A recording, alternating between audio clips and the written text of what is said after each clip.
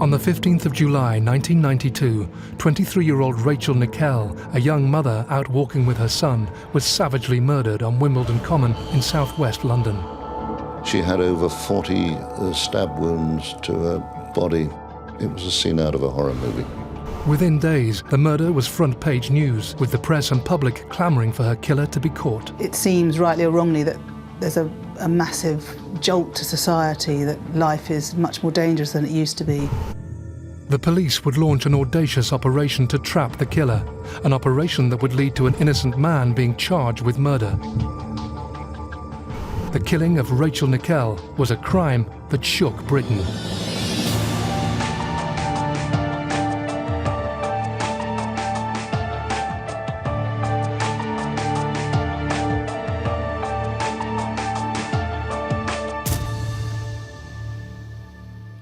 Good evening. The savage knife murder of a young mother in broad daylight stunned detectives in London today.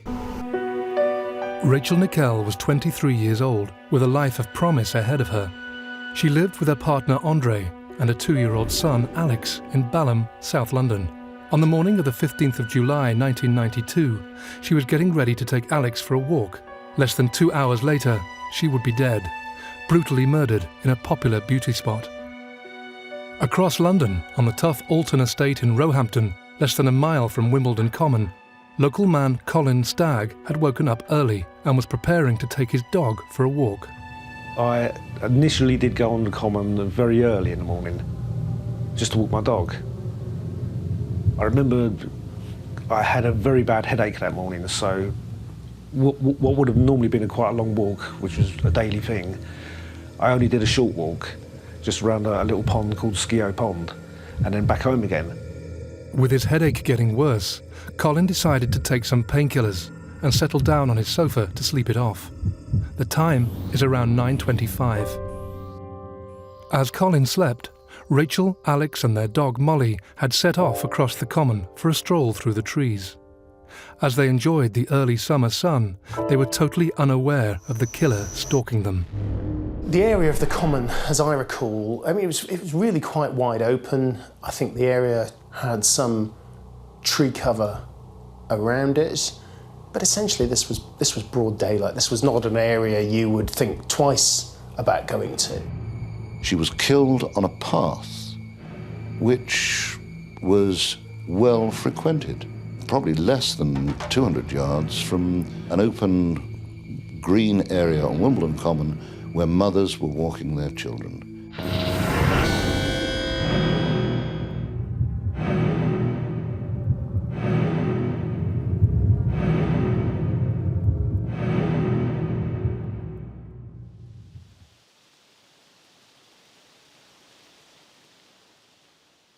The attack was so ferocious, one of the blows that cut her throat, to silence her before the main attack, almost decapitated her. She had over 40 stab wounds to her body and throat. It was a scene out of a horror movie. Police soon flooded the common, quickly realising that their crime scene stretched to over 1,000 acres of woodland, containing over 500 people on the morning of the murder. A murder that had only one eyewitness, a 2-year-old boy that had seen his mother butchered. Back at home, Colin Stagg had woken up and was feeling better. With the day warming up, he changed his clothes and decided to take his dog for a longer walk, a decision that would affect the rest of his life. I walked under the underpass at Putney Vale Cemetery into the common, and I saw a uniformed police officer standing on the common side. He advised me not to go onto the common because there'd been an incident. I basically asked him what it was, and he said they'd found the body of a young girl. I told him that I'd been on the common that morning, and he asked if I'd seen anything suspicious, and I just said no. He asked me for my name and address in case they needed to question me later, which I freely gave, and that was it. I just basically went home. The Metropolitan Police assembled a crack team of detectives to work on the case. From the start, the Nickell murder squad was hindered by lack of evidence. There was a minute speck of what at the time was regarded as organic material, but the science of the early 90s was not enough to mark it as DNA. So the police are starting from a very difficult place. She was 23 when she died. She was a shining light, a bright star in my life and everybody who knew her. After a month of inquiries and hundreds of interviews, the detectives still seemed to be getting nowhere.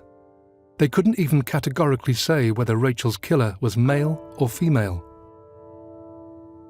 Faced with a stalling investigation, the police took the unusual step of calling in a criminal profiler to provide a psychological assessment of their killer.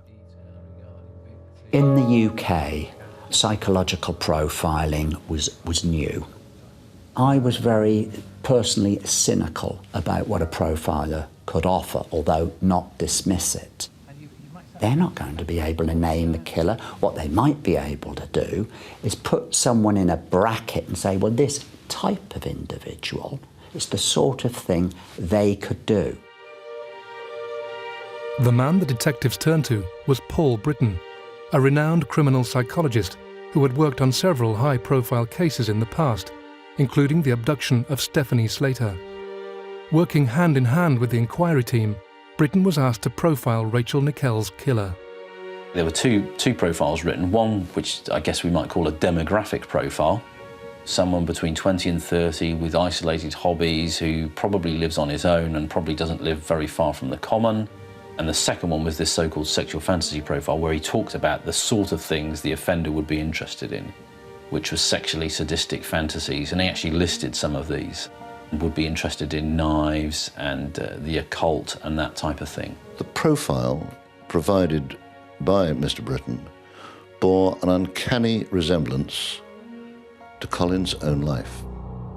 The profiles, along with a photo fit of a possible suspect, were featured in a national TV appeal. The appeal prompted hundreds of calls from members of the public, and many were claiming they knew who the man in the photo fit was. The police were inundated with calls, putting a name to this face, Colin Francis Stagg. Early in the morning, it was about 8, 9 o'clock I think it was, someone was knocking on my door. I opened it and it was plainclothes officers. And they said they wanted to question me in regard to the Rachel Nickell murder. To be fair to the police, they had interviewed other suspects. They had followed up other leads. But as time wore on, those leads and those suspects petered out. The only man who figured large and was to do so for the next 2 years was Colin Stagg. Come on, Colin, don't waste our time. We don't come round here to... I'd never been arrested for anything in my life at that time, and being accused of something like that, and it was like, I was in a different world. It was strange. Lots of police officers came in, they searched my home, top to bottom. I had a couple of books about the occult and stuff like that, and they focused on that. After they searched my place, they took me to the Wimbledon police station and they held me for 3 days. As the police began to question their suspect, they were presented with a huge piece of luck. Colin Stagg was about to reveal a piece of information that would convince detectives he was the killer.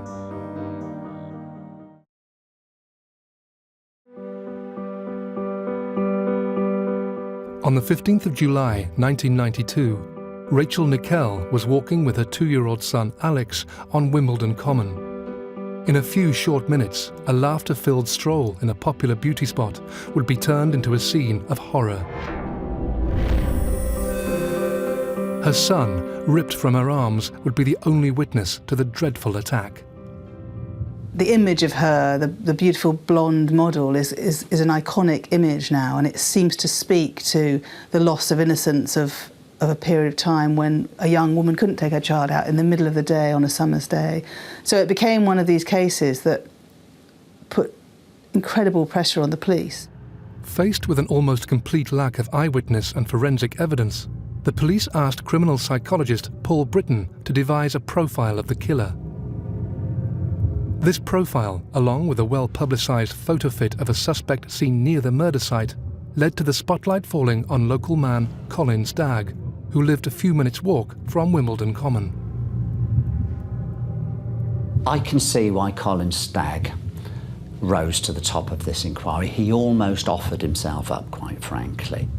He was on the Common at the time. He's a known loner, nothing wrong with that, but sometimes with that, perceived to be just a little bit odd in some way or another. Stagg had admitted being on the Common on the morning of the murder, and this, along with evidence found during the search of his flat, made him the prime suspect. Colin Stagg was arrested at his home, taken to Wimbledon police station and questioned.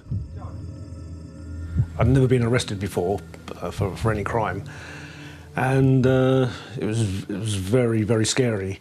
Amazingly, for the police officers involved, he talked frankly and openly.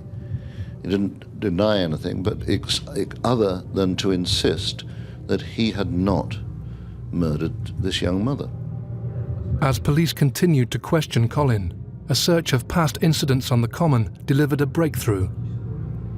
They discovered a sighting by a woman of a man who was lying naked on the Common, who she claimed exposed himself to her.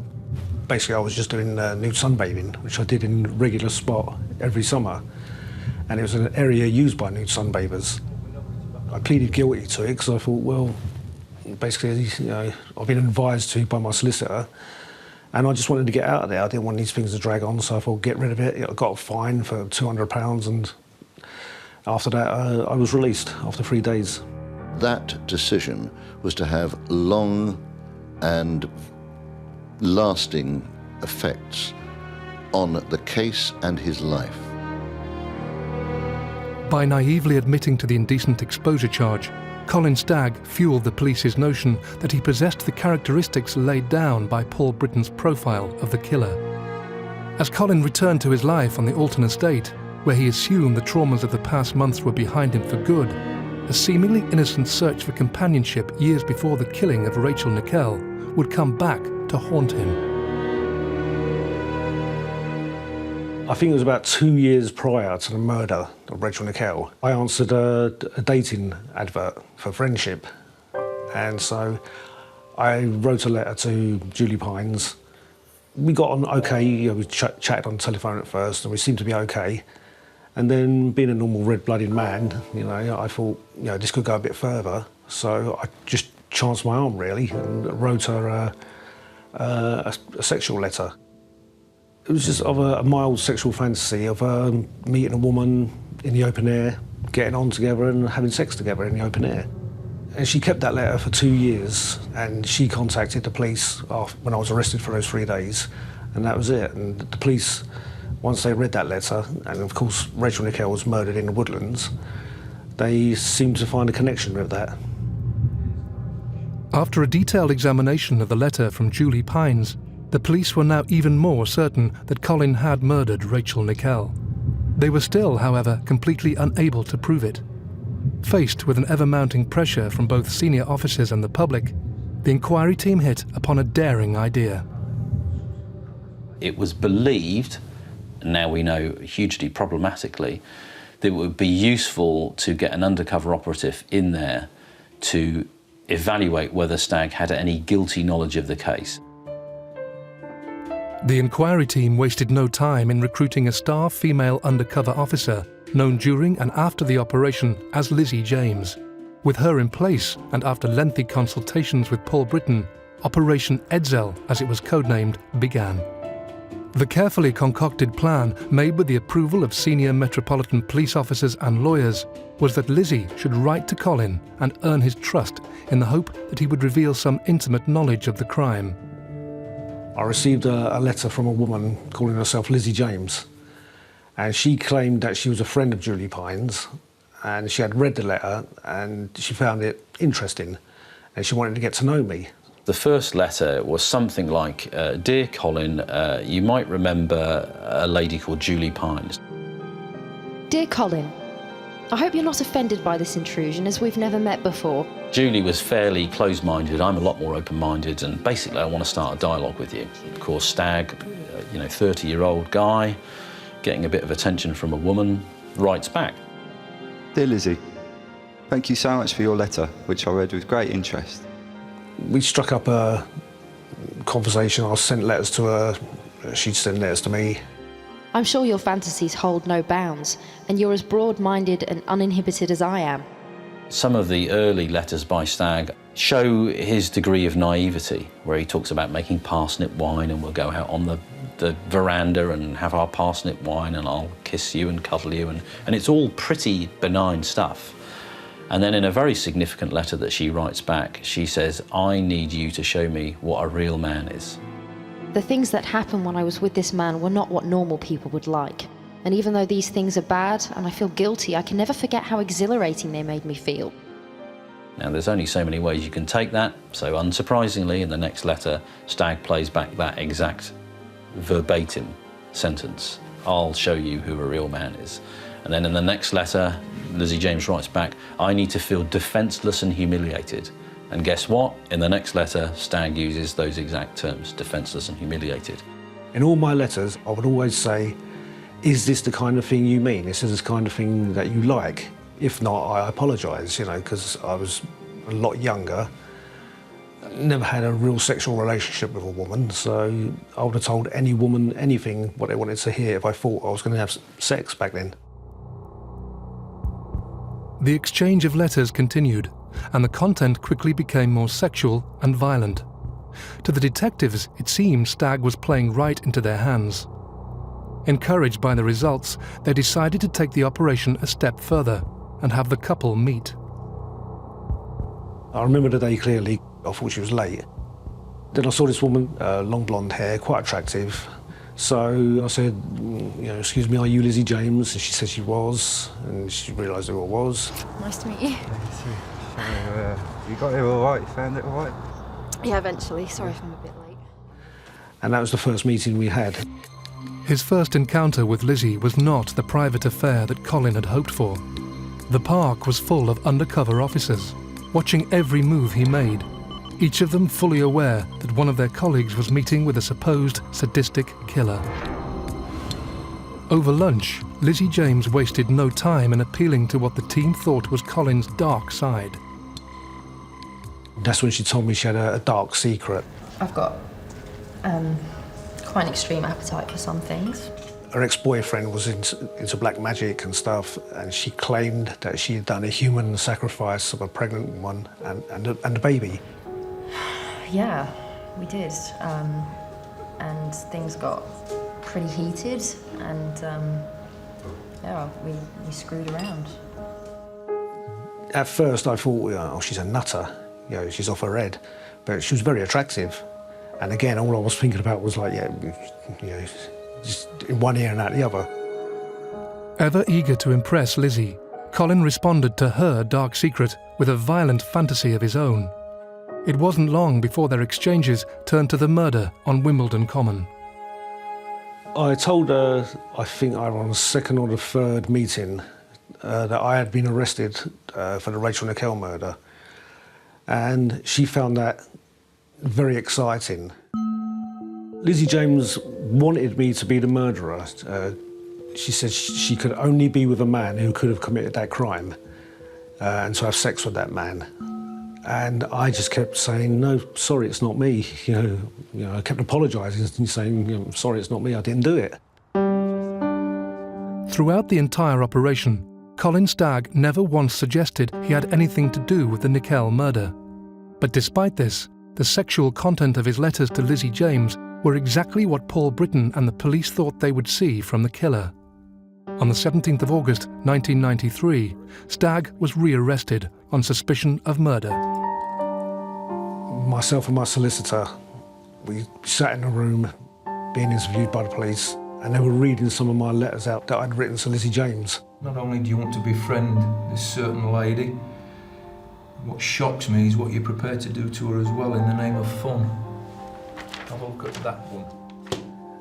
Yeah, I felt obviously very small because I thought, you know, there were personal letters between two consenting adults. No comment. And it was at that point one officer left the room and he came in with Lizzie James. Hello, Colin. Remember me? I knew straight away then that she was part of this.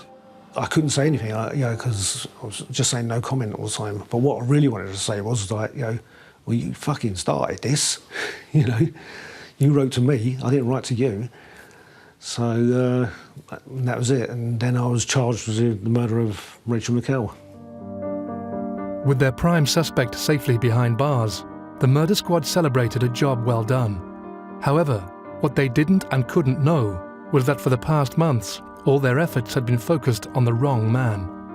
The real killer of Rachel Nickell was still at large, and in the autumn of 1993, he was preparing to strike again.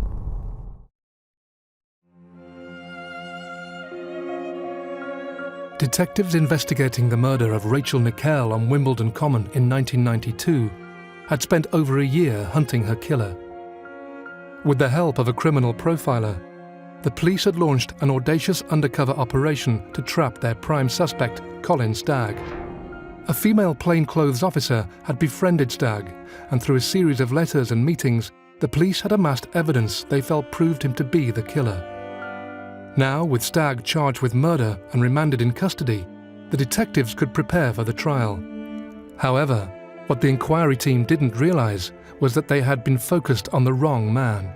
From the first moment that Colin had appeared on their radar, their judgment had been clouded, and clues to the real killer's identity had been missed. In the summer of 1989, a brutal rape in Plumstead, southeast London, marked the start of a series of attacks that would blight the area for the next 4 years. A woman with children in the house was getting the kids ready for school, and the back door was left open.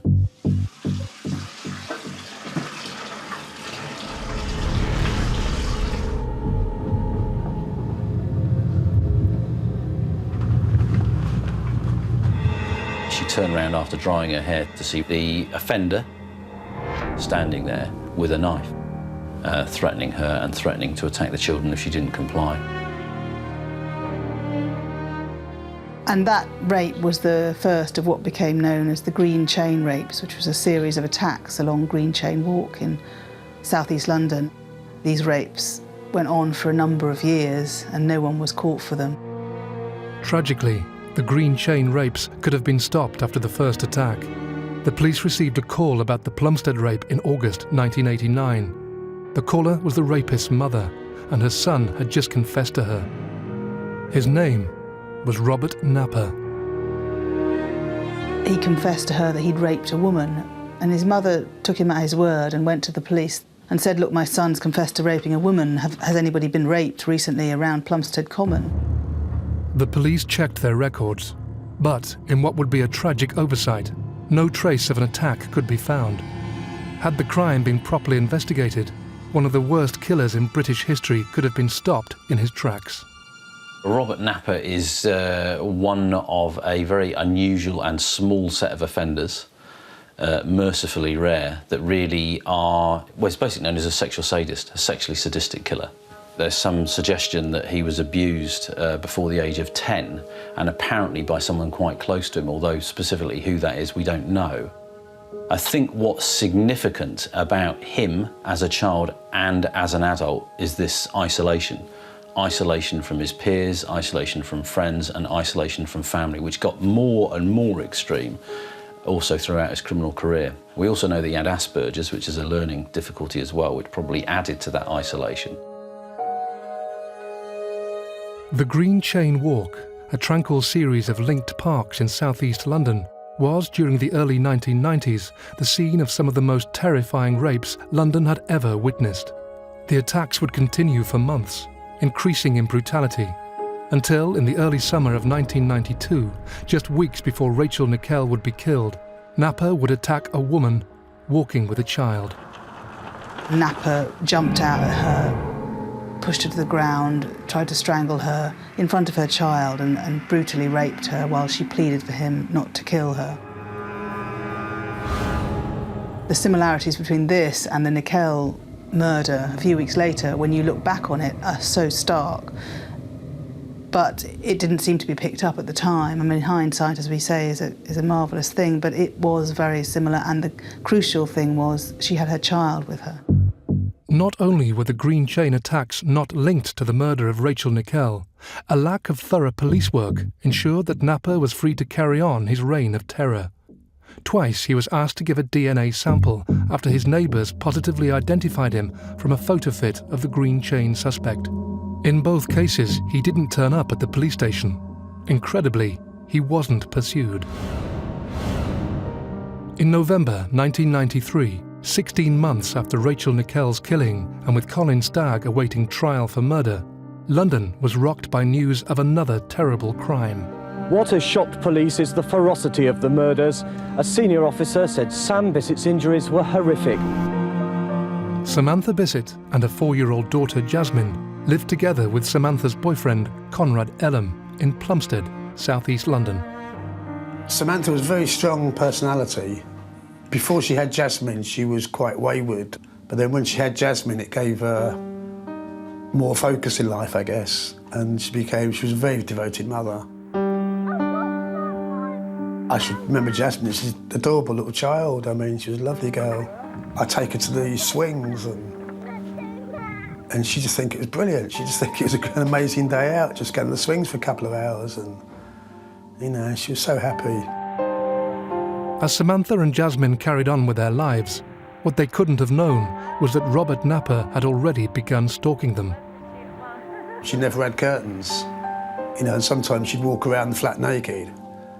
And I'd say, look, you know, you should be careful here. There could be, like, Peeping Tom looking in. And it was only a week or so before the murder when she did actually see someone looking in through a bedroom window one night.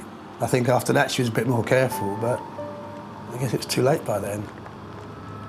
The day I found Sam and Jasmine, I was staying at my father's house in Sidcup, and I planned to call in the flat on the way to work. I let myself in, and straight away, I mean, I saw this stain on the carpet and went into the kitchen to get something to clean up this stain. I thought I'd better help clean that up.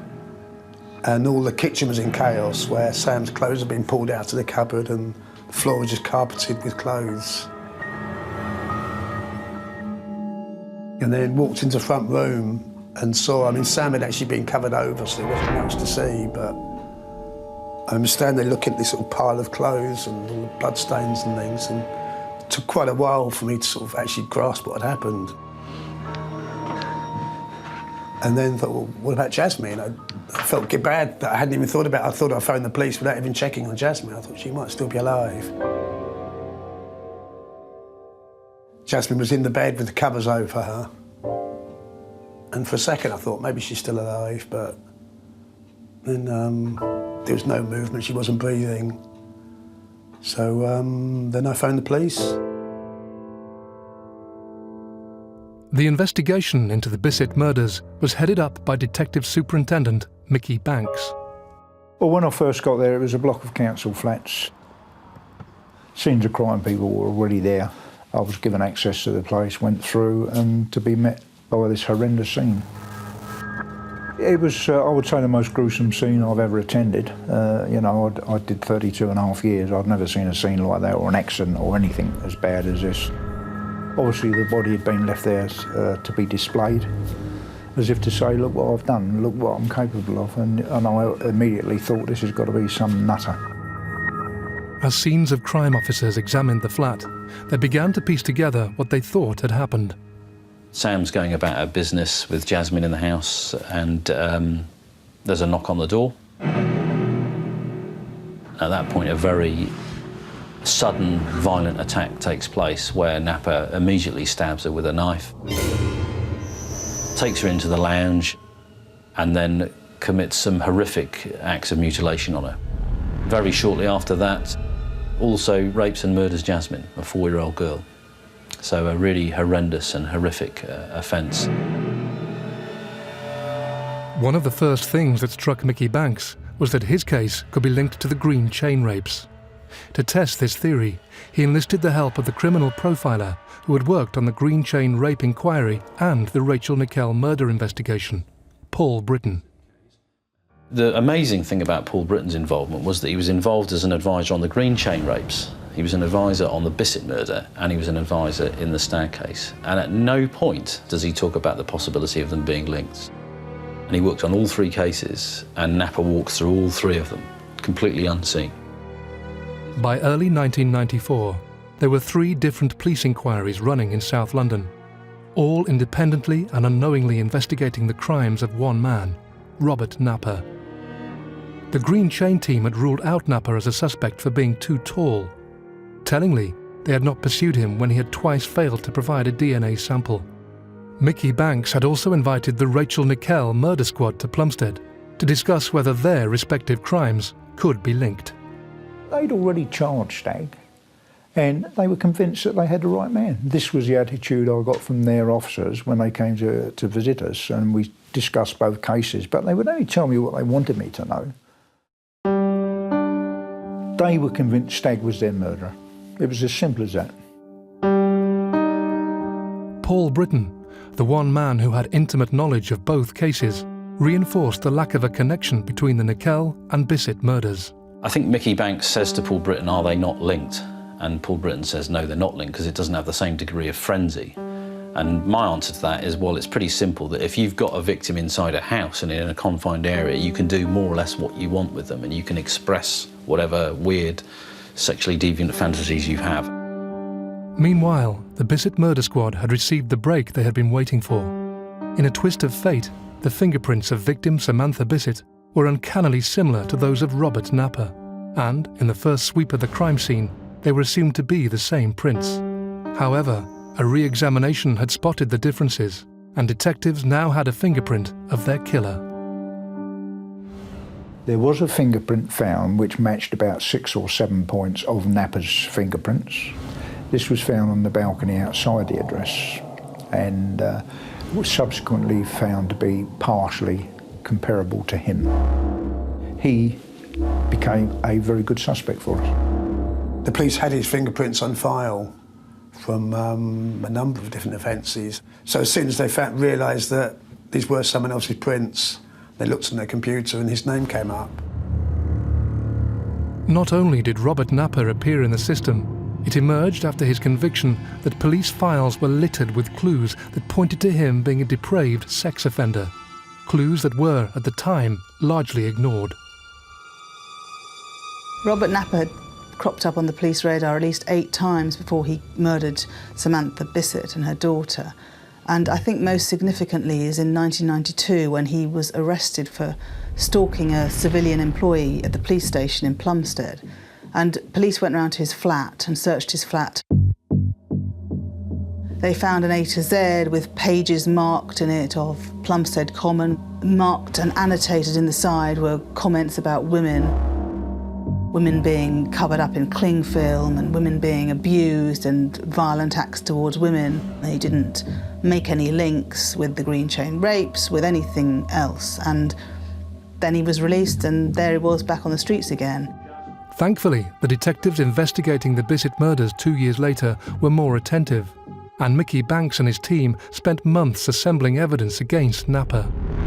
Along with the fingerprint, they found a bloody footprint in Samantha Bissett's kitchen that they matched to a pair of Napper's shoes. This, along with reported sightings of Robert Napper in the area at the time of the murders, was enough for Banks. Well, his interview was stone cold. He seemed as if he was looking down on us, that he knew something we didn't know, and he seemed, to my mind, that he was sort of, you're never going to find out, I am who I am, I'm better than you. In his own mind, he was laughing at us. In May 1994, Robert Napper was charged with the murders of Samantha and Jasmine Bissett. A DNA sample taken at the time also proved conclusively that Napper was the Green Chain rapist. He was placed on remand awaiting trial. Across London, another remand prisoner, Colin Stagg, was about to have his day in court. Charged with the murder of Rachel Nickell, it wouldn't just be Stagg on trial. Also under scrutiny would be the Metropolitan Police themselves and the audacious operation to ensnare their suspect.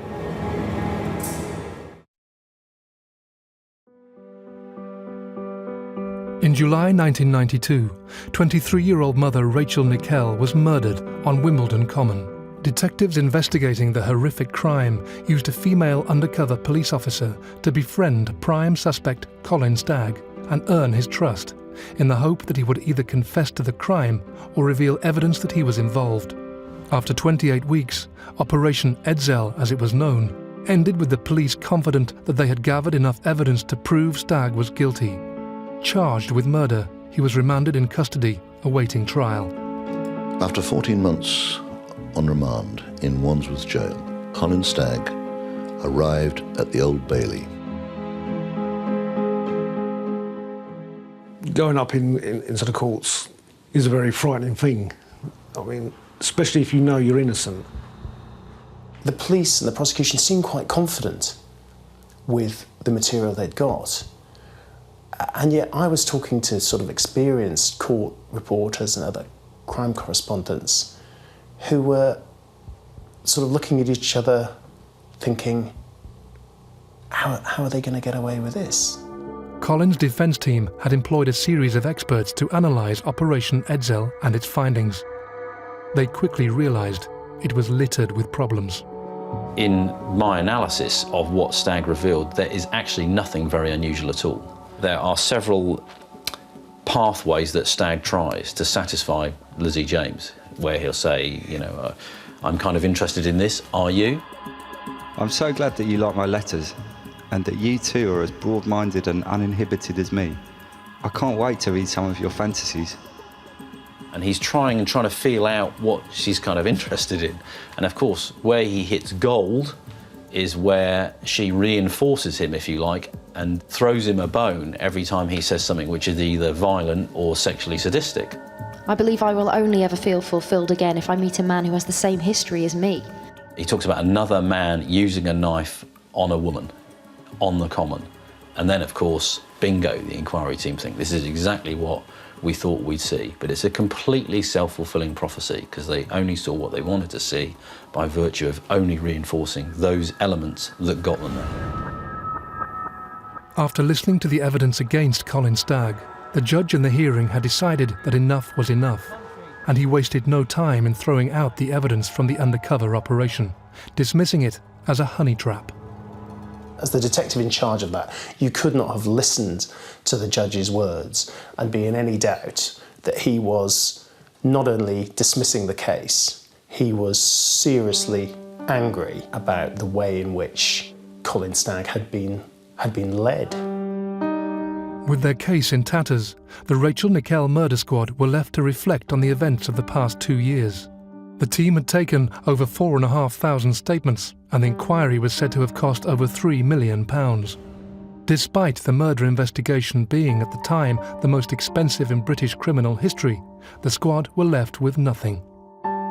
You wonder why did no one say, hold on, what's the judge going to think of this? Colin Stagg left the Old Bailey after 14 months in prison, a free man. The judge's ruling meant that his case wouldn't be heard by a jury. But Colin was about to face a different trial, this time by the media and the public. When Colin Stagg was released from prison, he was mobbed. The pictures, we all know the pictures of him coming out of court and being mobbed. And instead of being treated as an innocent man, he was treated as a killer who'd got off. The judge recognised that there was never any evidence against me. All the crowds were there and police on horseback, and everybody was just shouting out, and all I can hear is like, you know, hang him, guilty, guilty, hang him. Minutes later, a statement was read out by Rachel Nickell's father. I understand that the police will now keep the files on my daughter's murder open, but they are not looking for anyone else. Releasing a statement that is so absolutely positive that we are not looking for anything else, that is a big message to deliver. You are saying to everyone out there, we know who this man is. The law has been upheld, but where is the justice? I'm surprised we ever made that statement. Colin Stagg returned to his flat and would spend the next 14 years as a social pariah. To most people, he was the man who got away with murder. In the autumn of 1995, the focus was back on the Old Bailey, this time for the trial of Robert Napper. charged with the murders of Samantha and Jasmine Bissett. As the prosecution made the final touches to its case, the detectives received some unexpected news. We got a phone call to say he was going to plead guilty, he was going to plead diminished responsibility. What did we think of that? And I said I was quite satisfied with it. I mean, I believe he was diminished, that there was something. He wasn't so mad that he didn't know what he was doing. He knew what he was doing, but there was something totally wrong with him. In October 1995, Robert Napper pleaded guilty to the manslaughter of Samantha and Jasmine Bissett on the grounds of diminished responsibility. He also confessed to 1 rape and 2 attempted rapes. He was sent to Broadmoor High Security Hospital indefinitely. The relatives of Samantha and Jasmine left court to rebuild their shattered lives. It's strange how odd little things can remind me sometimes. Just a particular song on the radio that Sam liked, or there's always things like that. And it's always strange. I don't go over to Plumstead that much, but I do sometimes still go over past the flat, and it is always strange to walk past it and see the place. I should remember Jasmine. She's an adorable little child. I mean, she was a lovely girl. The relatives of Rachel Nickell had no such closure.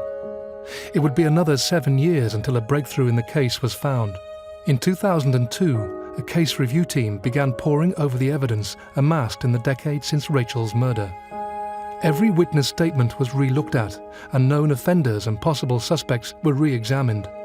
One of the first names that was flagged up was a sexually sadistic killer currently detained in Broadmoor, Robert Napper. At the same time, scientists were taking advantage of rapid advances in technology to review the forensic evidence found on Rachel Nickell's body. There was a small amount of DNA on Rachel Nickell's jogging pants, and that was tested, and you are able from that now, although they weren't then, to rule people out, and Stagg was ruled out as being a forensic link to that DNA. The second piece of evidence was there were some very small paint flecks that were found in Alex Hanscom's, the little child's, hair, that they were able to link and actually match to paint flecks on Robert Napper's metal toolbox. Further analysis of the DNA proved that Robert Napper had been in contact with Rachel Nickell on the day she died. The paint flecks found in her son Alex's hair were the final confirmation. Armed with this new evidence, Robert Napper was charged with the murder of Rachel Nickell. He appeared at the Old Bailey on the 18th of December, 2008. He sat there and he didn't flinch, and he was a kind of presence of evil. I don't often say this, but he appeared to be like that, and it was the most tense courtroom I've ever been in, actually, and it really brought tears to your eyes, because then you could just see her parents finally, they'd got the right man, and it was really, really moving, actually. Robert Napper pleaded guilty to the manslaughter of Rachel Nickell on the grounds of diminished responsibility. He was sent back to Broadmoor, with the judge stating that he was unlikely ever to be released. Napper's admission of guilt brought to a close one of the most notorious cases in British criminal history. It's since emerged that in August 1993, a knife was found on Wimbledon Common, near where Rachel Nickell was murdered. That knife was matched to Robert Napper when he was arrested in 1994. And again, nothing was done. Stagg was in jail on remand, nothing was done. So they had a knife with his fingerprints on, they had clues as to his stalking grounds, his raping grounds in his A to Z. They had all the evidence of a violent stalker, rapist, potentially killer, and they didn't put 2 and 2 together. I think that was just bad policing, total incompetence. But Scotland Yard was listening, and the Nickell case, along with other high-profile crimes, led to dramatic changes in tactics. Since the Rachel Nickell murder, the way murders are investigated have changed beyond recognition. Nowadays, you have dedicated murder investigation teams who are specialists. And with that, what has evolved from that is probably the most effective way of investigating murder anywhere in the world. Colin Stagg, for so long at the heart of the case, would receive over £700,000 in compensation from the Home Office. as well as an apology from the Metropolitan Police. The shadow of the murder, however, has stayed with him. There are still people today who don't know that they've actually got the man who did kill Rachel Nickell. They always say to me, like, you know, did they ever get the bloke who did it? He was, for years, treated as a pariah, and his life was ruined. You know, he wasn't serving a sentence inside, but he was serving a sentence outside. And had Napa never been caught, you know, Colin Stagg would still be the man who killed Rachel Nickell to this day, I think.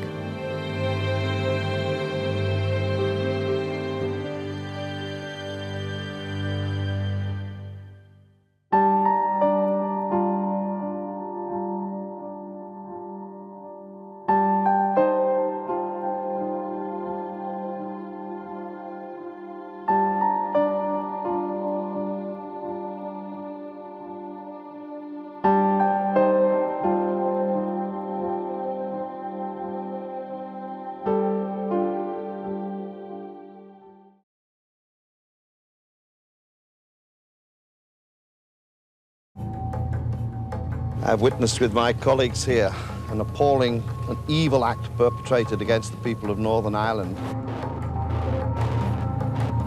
On the 15th of August 1998, Omagh in Northern Ireland was hit by one of the worst single atrocities ever to hit the province. People that I meet on the street every day, called by their first name, as those are the people who've been killed and maimed. I could hear screaming and I could hear alarms going off. And it was then that I looked down and just saw that my foot was just not there anymore. A 500-pound bomb exploded in the small market town on a busy Saturday afternoon. I had to go home and tell Patsy and Sharon and Kathy that Aidan wouldn't be coming home. 29 people and 2 unborn children were murdered when an incorrect warning was given. The police sent people to the wrong place and everybody ran into the path of the bomb. And more heartache was to follow.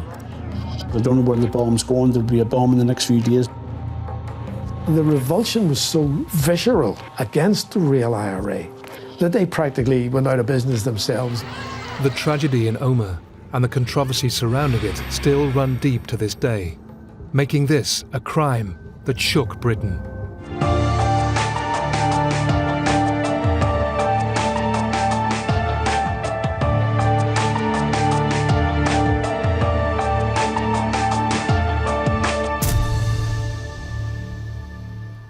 The quaint market town of Omagh lies just over an hour west of Belfast in Northern Ireland.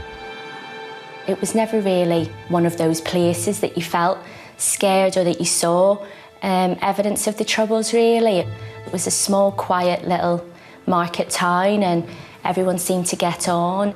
For decades, the people of Northern Ireland have had to live through an age of terror known as the Troubles. The division in Northern Ireland is a classic politico-ethnic division. The best part of 60 years, the British government allowed Northern Ireland to be run by the Unionists, and the Unionist government ran the place in such a way as to exclude the nationalist minority, Catholic, nationalist, Republican, until the whole place exploded in 1969.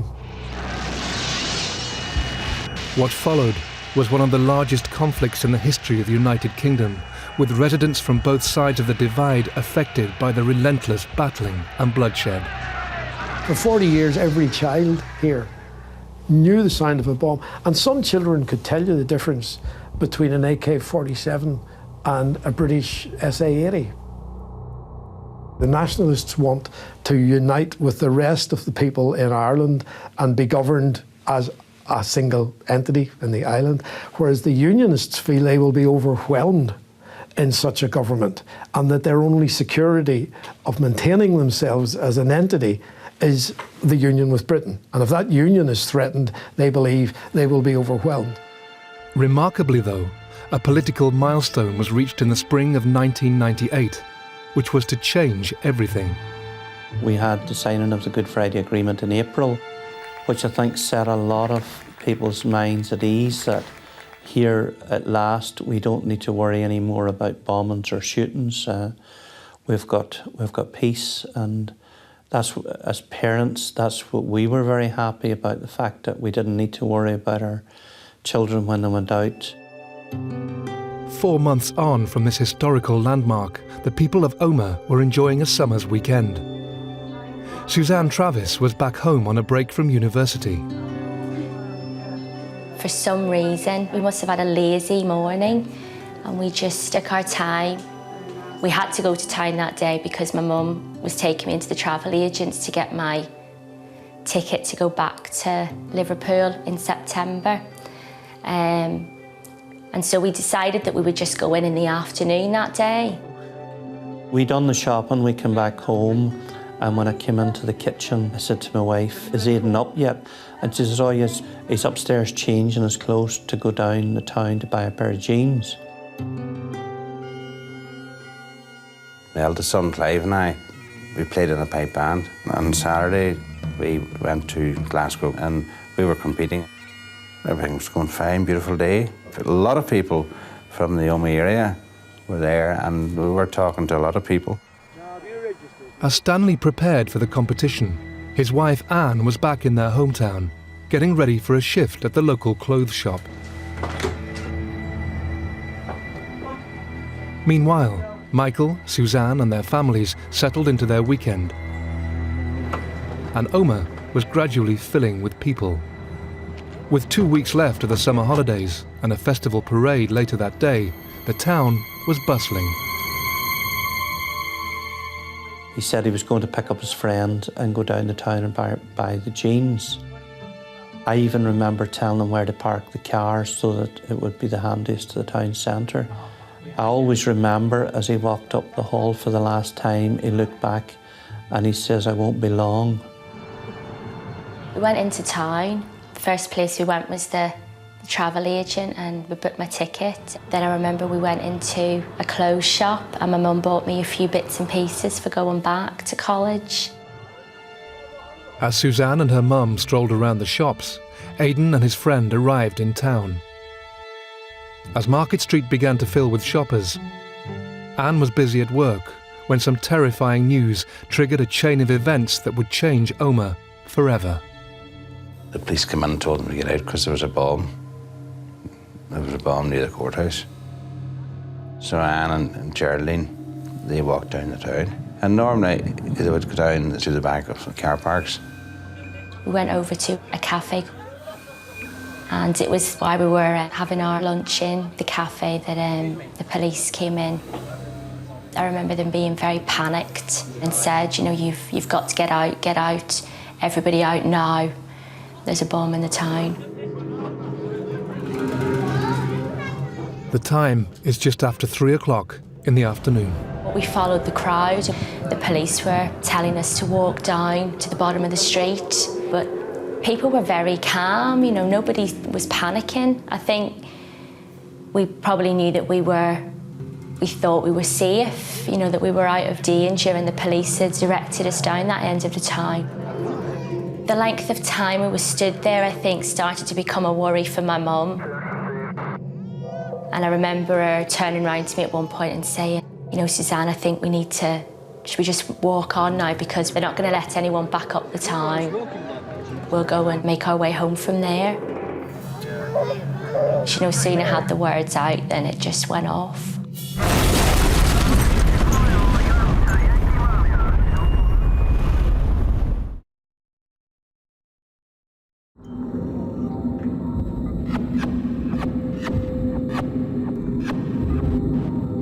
Omagh, Northern Ireland. A bomb scare has put the town on high alert. As officers rush to move locals to an area of safety, a massive explosion is about to rip through the heart of the bustling shopping area. Michael Gallagher is working nearby in his garage. I was underneath the car when I heard a very loud explosion. I knew by the nature of this, it was a long, rumbling, vibrating noise. I knew from previous experience of the bombings that I'd heard in the past that it was a bomb. So, you know, you just think for a minute and then I thought, I better go home. The first thing I remember was completely being covered in rubble. My initial reaction was, I need to get it off my face. I could hear screaming and I could hear alarms going off, and I could see this person lying next to me who was obviously dead. At that point, I just wanted to know where my mum was. I got home, I found my wife was starting to get quite hysteric. They knew Aidan was downtown, and I said, you know, the bomb will not be in the town, or if it's in the town will be evacuated. I met a few people from the city to me, Stanley, did you hear there's been a bomb in Omagh? I says, no, I heard nothing. We lived quite close to the town, and then shortly heard the helicopter. We put on the TV and it said that there had been a serious bomb explosion in Omagh town centre and there was casualties. I decided then to go to the hospital rather than the town centre. As emergency services rushed to the scene on Market Street, Michael desperately began his search for his only son. And when I arrived at the hospital entrance, there was so many people. There was an enormous amount of people, mainly with head injuries. Some people were sitting, some people were just standing about.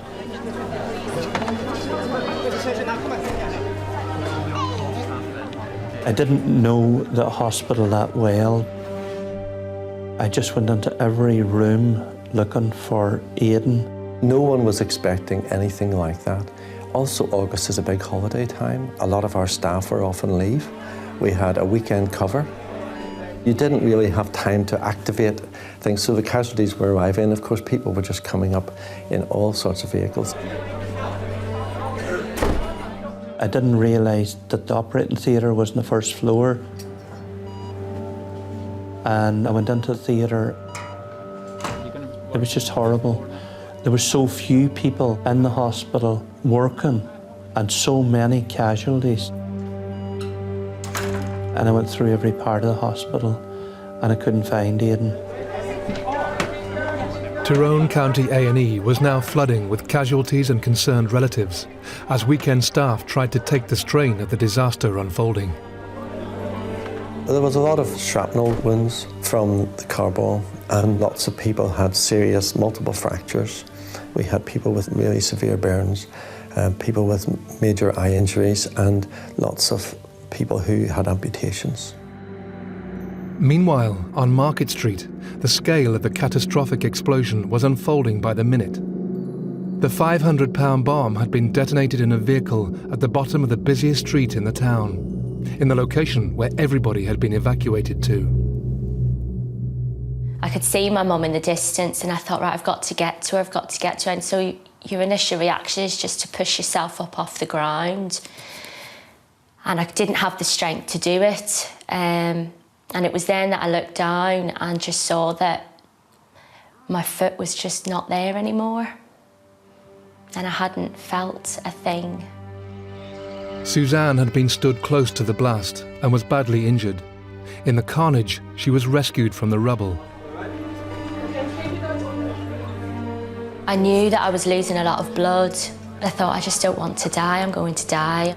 This is it now, you know, I just thought, I just wanted to go to sleep.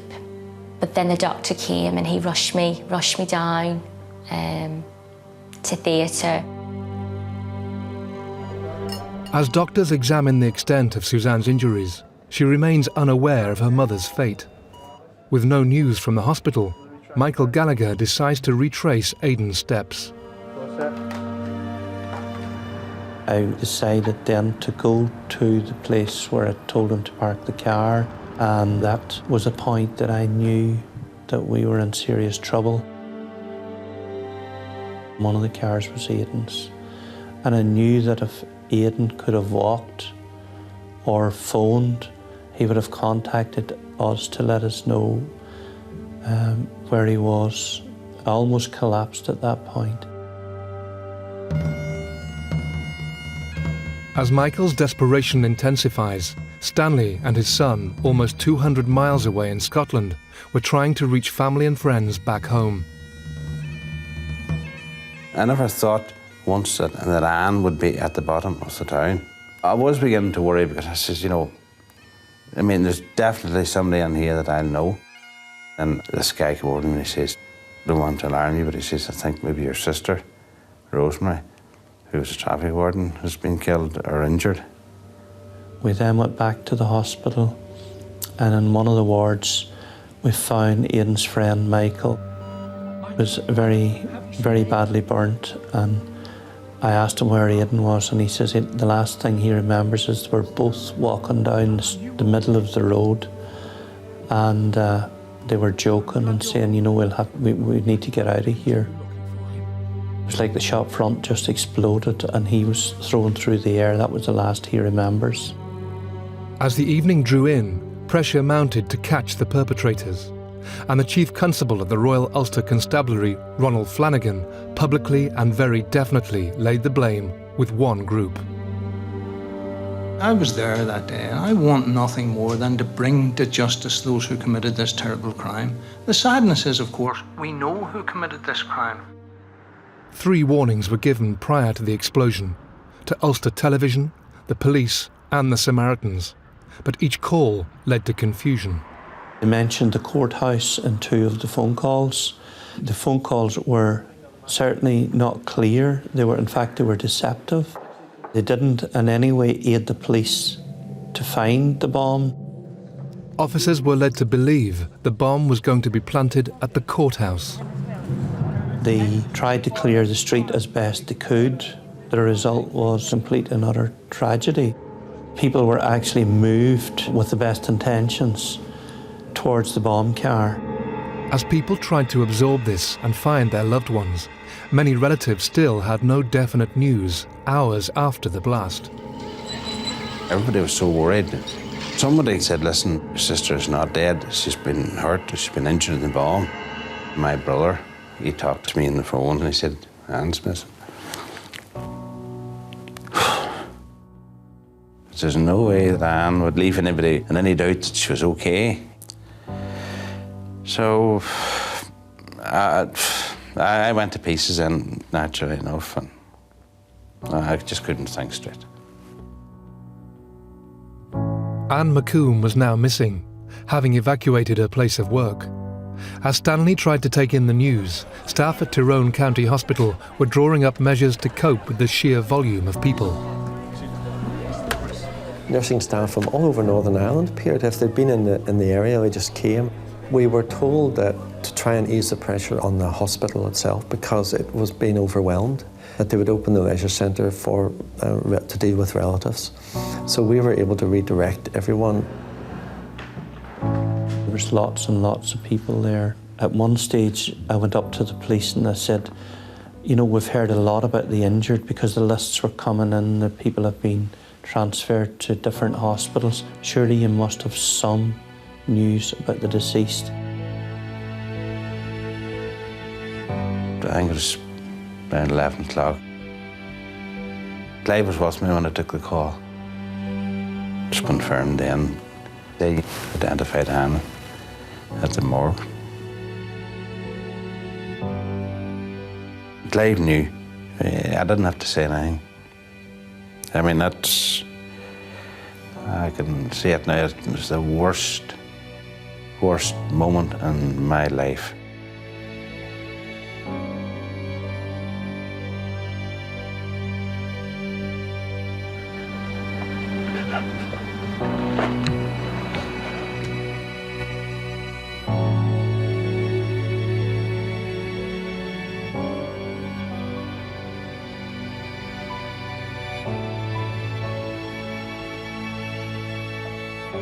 It must have been about 5:30, 6 o'clock in the morning. I was taken into a room and there was a policeman and a policewoman. They started asking me questions and I just knew by the nature of the questions they were asking that it wasn't going to be a happy outcome. And at the end of that process, they said, we have somebody answering that description We're going to ask you to go to the temporary mortuary. I had to go home and tell Patsy and Sharon and Kathy that Aidan wouldn't be coming home. I couldn't even say the words.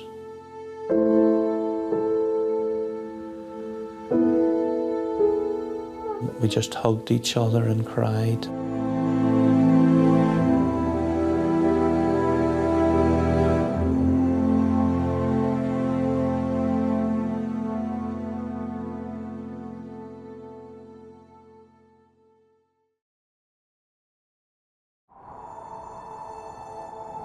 These mindless, evil people who do not care about the lives of this generation and future generations. We will defeat them. The quaint market town of Omagh has just been the target of one of the largest terrorist attacks ever to hit Northern Ireland. A car bomb has ripped through the heart of the main street, leaving utter devastation in its wake. With the casualty numbers rising, the local hospital is under enormous pressure. Suzanne Travis's injuries are so severe, doctors have to transfer her for further treatment. I remember the consultant coming over to me and he said, we're going to have to ask you to sign this consent form to say that we can amputate more of your leg because the wound you've received is messy and we need to stop the bleeding straight away. So I had to sign that form then that night to give them permission to take more of my leg away. As Suzanne tried to come to terms with the extent of her injuries, she was still unaware of her mother's whereabouts. Meanwhile, police were faced with a crime scene stretching almost 300 metres, as well as hundreds of severely injured people. The golden hour period is anything from the incident happening right through, shall we say, for the next 48 hours has been a very crucial period from the point of view of identifying where those people that had carried out the atrocity had gone to ground, where they had abandoned vehicles, and identifying the scene location where the device may have been put together. Obviously, securing forensic evidence that would have been on the people themselves before clothing was abandoned or destroyed, or any telephones or any other material that would have been there that could have been helpful to the investigation. As emergency services began the long and painful clear-up operation, political leaders from around the world went on record to declare war on terrorism. Two governments will work together and will do everything that is possible within their power to hunt down those that have been responsible for this outrage. In the immediate aftermath of the Omagh bomb, both the British and Irish governments, Tony Blair and Bertie Ahern, were absolutely horrified. These evil people, these mindless people who do not care about the lives of this generation and future generations, that we will defeat them. They believed that perhaps the real IRA had succeeded in spooking unionists and saying, how can you sit down with these people? They're the same as the people who detonated the bomb. Things haven't changed at all. It's made no difference. So the two governments immediately came together to try to calm unionist fears. They pulled out all the stops, bringing over Bill Clinton, and he visited the scene, they talked to people. Tony Blair, Bertie Ahern, all went to Omagh and toured around, desperately anxious to tell people, look, this is a one-off. We were told by the police that no stone will be left unturned. Those people responsible will be brought before the courts and dealt with. With assurances flooding in, the families of the deceased and those injured took some comfort in the promises made by the political leaders. It was this group that had opposed the Good Friday Agreement. This was an act of madness to draw attention to their dissatisfaction with the way things were going. 72 hours after the attack, the real IRA claimed responsibility. In the end, the revulsion was so visceral against the real IRA that they practically went out of business themselves on a voluntary basis. Very shortly after this, they announced that there was going to be a ceasefire. Because they knew they had no support. They knew if anybody could get their hands on them, they'd tear them apart because of the dreadful scenes of carnage that were broadcast all over the world. This was the deadliest terrorist attack. Northern Ireland is in a state of shock this morning. The bombing had quickly become global news, and sympathy poured in as the residents of Omagh tried to rebuild their broken town. For Suzanne, her torment continued. I was in intensive care, and I remember saying to Dad, you know, what about Mum, and, you know, what's happened to Mum? And he said that she'd also been to theatre that night, that she'd had a severe leg injury and an arm injury as well. She'd had operations on both of those. And he said that her eye was badly damaged. He then told me she hadn't woken up after her operation.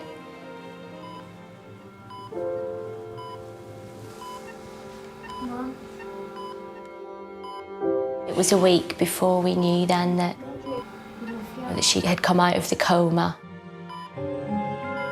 We were just all so relieved then, you know, that she was awake.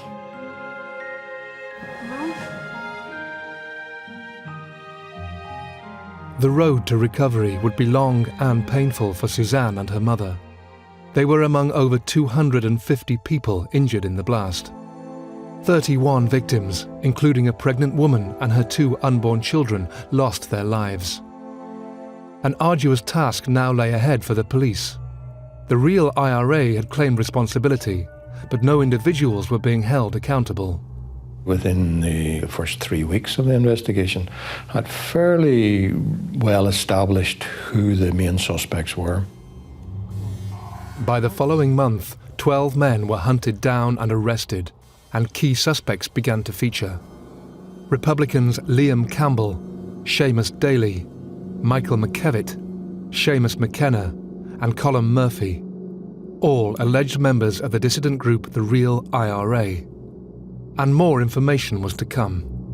Something close to 6 million telephonic records had to be searched so to itemise out or identify those calls that had been made to, as it were, the mobile phones that were used by those who were planting the device. The guards were fairly content that they had determined where the device had been put together, where they had gone from, where the car had been prepared and laid up, and how it had been taken across the border, the route that it had followed down to Omagh, and again the route that they had followed to get back across the border again.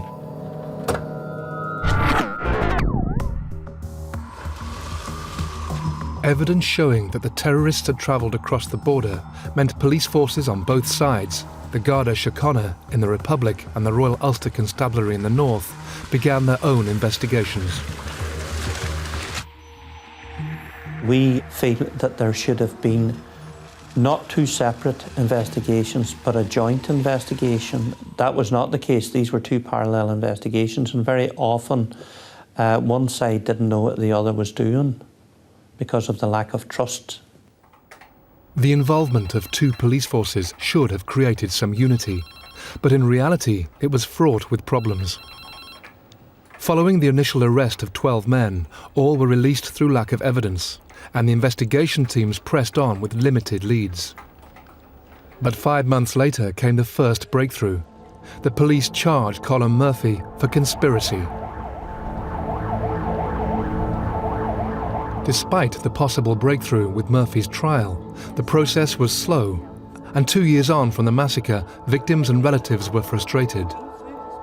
But allegations in a television programme were to turn the whole investigation upside down. It was totally incredible. We knew that government couldn't sit back after this because there were so many startling revelations. These fresh allegations called British intelligence into question, claiming that they had the capability of tapping into live telephone conversations. That was the first time that we knew about GCHQ, the government intelligence listening station. That's the first time we knew they were involved in any degree in the Omagh bombing. In fact, they had monitored a number of the phones, including mobile phones, that the bomb team that delivered the bomb to Omagh were using. The capacity to monitor telephone calls has been there for a decade or two or more, you know. But what exactly was being monitored and monitored by whom and to what extent, I have no knowledge in that respect. It's never been conclusively confirmed. Whenever these telephones became live, GCHQ could then track them. This didn't just happen in Omagh, this happened in some of the previous bombings. We just couldn't understand if they had that degree of capability, why it was not used, first of all, to try and stop the bombers, and secondly, if that wasn't possible, to apprehend them at a very early stage. This new information was damning, and intelligence obtained did suggest they were listening in to the suspects on the day of the attack. But what was heard, and whether it could have made a difference, remains a mystery. In addition to this, was yet another accusation. The British intelligence overlooking Northern Ireland and not telling the police force there what was happening. If truth lay within these allegations, detectives hunting the bombers had never been passed the information, potentially hindering the investigation once more. But why had such crucial evidence not been shared? Because of their rules and regulations, they did not share with the detectives. They shared it with Special Branch. But Special Branch did not have the authorisation to share that with the senior investigating officer that was investigating the Omagh bomb. Angry is probably far too polite a word. We were mad, actually. We were raging. With the criminal trial of Colin Murphy ongoing and no other convictions made, some angered relatives and victims took the matter into their own hands and launched civil action against key suspects, whose names had now been rumoured to be linked to the atrocity for years. Liam Campbell, Seamus Daly, Michael McKevitt, Seamus McKenna and Colin Murphy. As part of that civil action, there had to be a survey carried out of all the telephone networks, and then this is where we as families learned that this information was available. As relatives searched through piles of potential evidence for their civil case, another blow was to test their resilience once more. Everybody I chased was not ordinary criminals. We're all connected with the IRA. And at this stage, the real IRA had started. So this guy was basically a big bomb maker. That's all we ever done, made bombs. And I knew what he was doing. So I would give it to my handlers. I don't know where the bomb's going. There'll be a bomb in the next few days.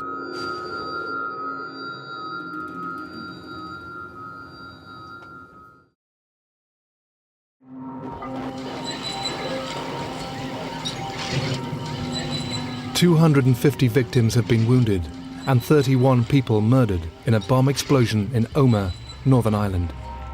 Despite assurances that the perpetrators will be caught, the police investigation has been dogged by rumours of mismanagement and a failure to act upon key evidence. 2 years on, one man, Colin Murphy, is on trial, but nothing else has materialised. Now an IRA agent has come forward with a claim that could throw an already fraught investigation into turmoil. I met him just before the Omagh bombing. I would say to my handlers, he's mixing, because I knew, because I mean, I'd basically worked with the guy for fucking 8-9 years. An agent who goes by the name of Kevin Fulton worked for the British Army, spending decades infiltrating the IRA and working alongside terrorists. His role was to relay vital information back to the authorities. Despite the risks, he came forward with alarming news. I knew what he was doing, so I would give it to my handlers. I don't know where the bomb's going. There'll be a bomb in the next few days. I said, listen, there's something big going down because they're mixing at night. Although the location was unclear, Fulton claimed he knew of a device being primed to be taken north of the border. This extremely serious allegation led to the entire police investigation being scrutinised. It seemed to me that this suggestion that the bomb might have been prevented would cause immense pain, and they had the right to know whether that was true or not. The other thing was that if it were true, it would have undermined the Royal Ulster Constabulary. And if it were not true, then, the good officers would be tarnished by an untrue allegation. Baroness O'Lone was the police ombudsman for Northern Ireland, an impartial body that investigated complaints against the force. Her team called upon the Royal Ulster Constabulary and began investigating Fulton's claims. The Chief Constable assured me of every cooperation. But the reality was, whilst we got cooperation from some officers, we didn't get cooperation from others in matters of intelligence, which is a very sensitive area. We brought computer experts over to sit down at the intelligence computers, and we found a completely separate system with further information in which had not been brought to our attention. The police themselves had started a review of the Omagh investigation. One of the things that he'd looked at was the intelligence picture around the Omagh bombing, and this wasn't disclosed to us at all. Delving into this undisclosed intelligence was to reveal some of the most damning information ever to come to light. I found in it information about a telephone call which had been received on the 4th of August 1998. That was just 11 days before the Omagh bomb exploded. And it said that there would be an attack on police in Omagh on the 15th of August. And that had never been made public. Nobody knew about it. This was a long and detailed conversation, and it actually named names and places, and it talked about an attack with weapons. Separate to Fulton's claim, evidence of this prior telephone warning was hard to comprehend. The Ombudsman requested why this information had not been acted upon. The officer who received the telephone call on the 4th of August had acted properly. He'd gone immediately to Special Branch, telling them and taking the content of a 10-minute telephone call, and the sub-divisional commander did not know that there had been a threat of an attack on police in his district. Why didn't they act on it? Why didn't they tell? I do not know to this day. As the investigation deepened, the actions of some officers became more confusing. One common trait was now emerging: the lack of shared information. This officer told us that had he known about the information of the 15th of August, there was nothing which he would have done differently. But he had earlier indicated that he would have put roadblocks around the small number of roads which allowed access to Omagh. There was a requirement that the district commander be told of a threat to his area. And there was a threat book in which these threats were recorded in each police station. But the threat book was missing and was never found. The Ombudsman also found some of the force's special branch uncooperative. They do work together, but they didn't all share things. I mean, it's come out in the Ombudsman's report, but I mean, it's actually twice as bad as even the Ombudsman's report makes out. We looked at some 300 pieces of intelligence which would have been relevant to the investigation in Omagh, and we found that 78% of them had not been passed to the investigating officers. 22% had. Well, I think Omagh was a watershed for the police services on both sides of the border, that informal ad hoc arrangements were totally insufficient. There were officers who cooperated so fully and told us everything they knew, and there were so many of them who have said, we knew that Special Branch had information but weren't giving it to us. The investigation was profoundly flawed. Formalisation needed to take place, the legislation, what procedures were adopted by the police service, the exchanges of information, that you had to harmonise communications. And we made recommendations for the appointment of an independent senior investigating officer and a new investigation. As a result, these fresh findings fed into an ongoing review into the handling of the crime. And further proof was to substantiate the claims made by ex-IRA informant Kevin Fulton. My handler, I knew he did everything by the book, and that's it. I knew there was an attack was going to be imminent in the next 3 days, because you always use your bomb in 3 days because the fertiliser, the mix is fresh. Kevin Fulton's information on its own couldn't have prevented the bomb. In combination with the other intelligence and information which was available, who can say? It actually proved that, yes, I did give the information exactly as I said I gave it. She found that it actually gave me my credibility, but it also proved that I was telling the truth.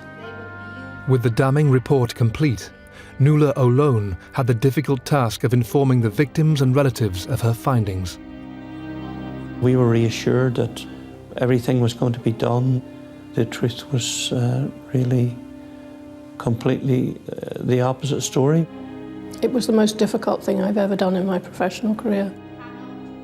The findings were so bad, the issues were so big, and I had hundreds of bereaved, injured, traumatised victims and relatives to deal with. The sad thing is the vast majority of people out there never get to see this material. They only see the headlines in the newspaper. The Ombudsman's report provoked controversy throughout the UK, not least within some parts of the RUC. With 6 recommendations made, the response from the Chief Constable Ronald Flanagan was extraordinary. As a result of a rigorous, fair investigation, I would not only resign, I would go and publicly commit suicide. He was almost in denial. So it was a very difficult period for the families. The Ombudsman was saying one thing and the Chief Constable was saying the other. But in the end, the families learned the truth, that the police investigation had failed. With the original investigation begging so many questions, confidence in obtaining any criminal conviction was now at an all-time low. But the following month brought the first victory. Mr. Murphy. Judgment was passed. After considering all the evidence, I hereby sentence you to... Murphy got 14 years. After a trial that lasted over 3 years, one of the original suspects, Colin Murphy, was found guilty of conspiracy to cause the Omagh bombing. But this justice was short-lived. He appealed it and a technicality, and he walked free. He walked free. This devastating blow came in 2005, after Murphy had been incarcerated for just 3 years. 5 years later, his sentence would be quashed altogether. Further reports and investigations were to follow the Ombudsman's, each looking into the failures since the tragedy. In 2006, a new suspect was charged, this time with murder, triggering one of the biggest trials in UK legal history. Colin Murphy's nephew, Sean Hoey, was considered to be involved in relation to DNA found on the timer for the bomb. After considering all the evidence brought before me, I hereby find the defendant not guilty. 56 charges were brought against Hoey, but in a spectacular court case, every single one was dropped and the case was thrown out. You may now leave the court. Making Hoey a free man. Which in my eyes was a shamble, a disgrace to British justice. But the families and victims continued their fight. It would be 2 years later when they would make legal history with the civil case they had launched years earlier. This is the first time anywhere in the world the victims' families have sued terrorists. It broke new legal ground. The civil lawsuit is a much lower burden of proof, 51% as opposed to 98% in criminal prosecution. That was the only option that we had, was to sue for money, basically. In the end, we got a judgment against 4 of the 5 that we sued. Thank you. 2 members of the family have agreed to make statements. Will there be no questions, please? I think it is a tremendous moral victory for our families. We would like to thank the police in both Northern Ireland and the Irish Republic, our legal team and the wider community for all their support. Thank you. In a landmark victory, Michael McKevitt, Liam Campbell, Colin Murphy and Seamus Daly were found responsible for the terrorist attack on Omagh. Seamus McKenna was cleared of all charges. The families sued those responsible for up to £1.4 million in damages, to be awarded from their assets. At last, these people have been held to account. Maybe they'll not go to jail, but at least there's been a court case. A judge has listened to the evidences and he has found a judgment against these people. But for those grieving, the fight is far from over. New evidence uncovered by legal teams representing some of the families could finally be the breakthrough for a public inquiry that they have longed for.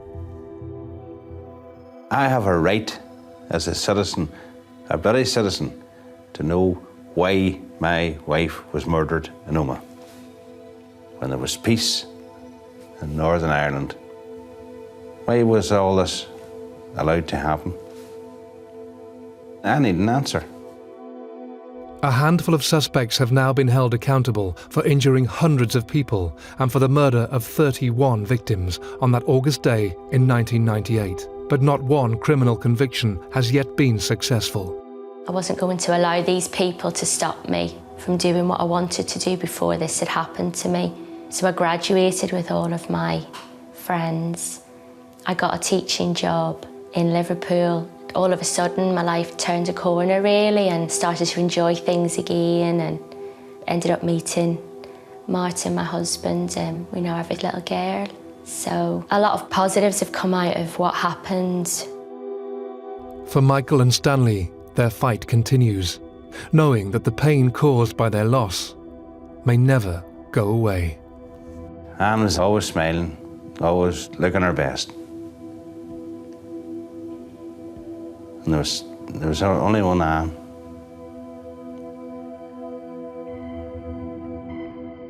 If I was to sit down and think about all of that, I really don't think I could get up again. It's too painful just to think that you brought somebody up to be a good, decent member of society, member of your family, just for no reason to be not here. We believed that our children would be burying us. The only conclusion that I can come to is there are people in high places who are protecting those who were responsible for the Omagh bomb. We have the determination, not just here, but in the Irish Republic too, to take whatever measures we can to bring those responsible for justice. And more than that, we have a political process that has the overwhelming support of the majority of people everywhere. Together, people and leaders are moving Northern Ireland from the deep freeze of despair to the warm sunlight of peace.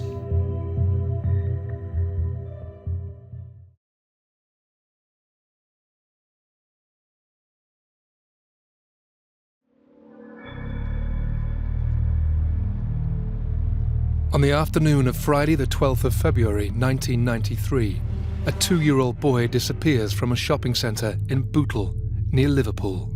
All I knew was my boy was missing and I wanted him back so much. His name is James Bulger.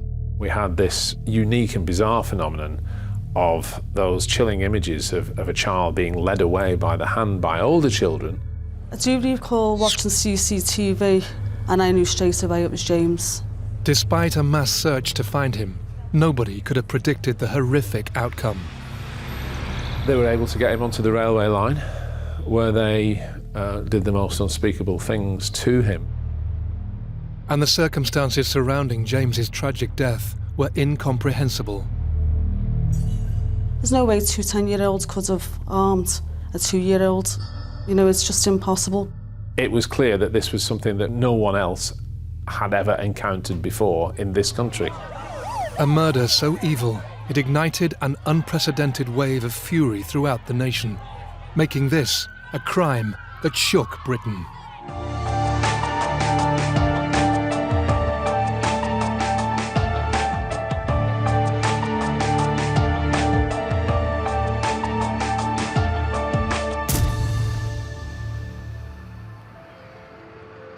Friday afternoon in Bootle, Merseyside. Denise Bulger, her son James and her friend arrive at the Strand shopping centre. Denise was in the habit of going to the New Strand because there was a handy bus from Kirby that took her to Bootle. It was indoors and she's got a small child, so it's also convenient for that. Denise spends time walking around the Strand before visiting a butcher's with her son. James was with her as they went into the shop. and she was choosing whatever cuts of meat it was that she wanted. The young mother has only been in the shop a matter of minutes. While she was concentrating on that and getting her money out of her purse and so forth, she was distracted for a matter of a few seconds. In those few seconds, James disappears from the shop, and Denise's life is to change forever. Children do run off. The thing is, it's quite a popular area for children, and it wouldn't seem strange that they would have seen this boy running around. The shopping centre security staff initially put a routine call-out for any sightings of the toddler. A child wandering off or getting lost was not uncommon. But when no information feeds back, Merseyside police are quickly drafted in. We were told that James had gone with his mother and her friend to a butcher's, and that James had somehow run out. They went looking for him and just couldn't find him. And they searched everywhere, of course. She was panicking, just general searching for the young boy. As each minute passes without James, the search intensifies to try and locate him in or around the shopping centre. It wouldn't have entered your mind that he'd have been taken by anybody. But all they were concerned was for his safety and where he was. Because it was a busy road and he could have easily been knocked over. Despite hope that James may have strayed off only to be found, the little toddler is nowhere to be seen, and the hours begin to pass by. Officers make the decision to widen their search. We search near canals, because you always think he might have fallen in. We go and search derelict yards, scrap areas. It's a quite industrial area. It was such a vast area to sort of search, really. Meanwhile, Denise is taken to Marsh Lane Police Station. I had police walk in the room and holding a pair of shoes in front of my face, and I was shaking my head, no, not his. And that was a sigh of, kind of relief then when them shoes weren't James's. We just hoped that if he got abducted, that he'd be found alive. And that's, well, we had to be positive, and we tried to put that sort of feeling within ourselves. You try and glean as much information from locals, whether they've seen the boy, have they seen anything suspicious? It was the length of time that we were concerned about.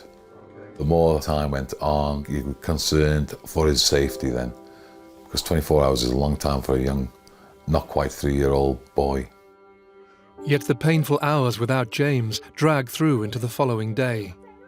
Denise and her family remain at the police station, frantic with worry, when officers believe they may have their first major lead. We've shown a clip of 2 boys, what appeared to be in each other's company, with one holding James, what looked like the taller of the 2. And we assessed the ages to be about 14, 15.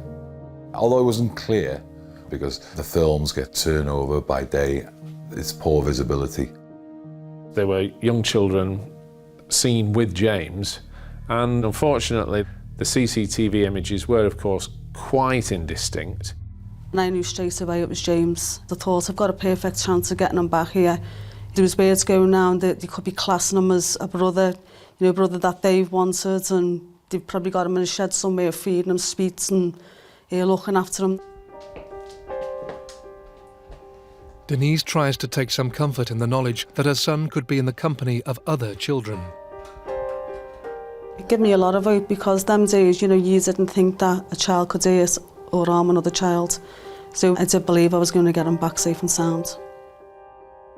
Grainy images from the shopping centre security cameras reveal James walking away from the butcher's shop with 2 young boys.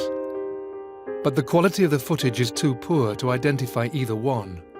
James has now been missing for over 24 hours. Officers call upon the media and appeal to the public for any information. If you've got me baby, just bring him back. It fairly quickly on the Saturday became clear that it wasn't going to be quickly resolved because he hadn't been found. Just buying meat out the butcher's. Turned away from for a minute and then I looked down and he's gone.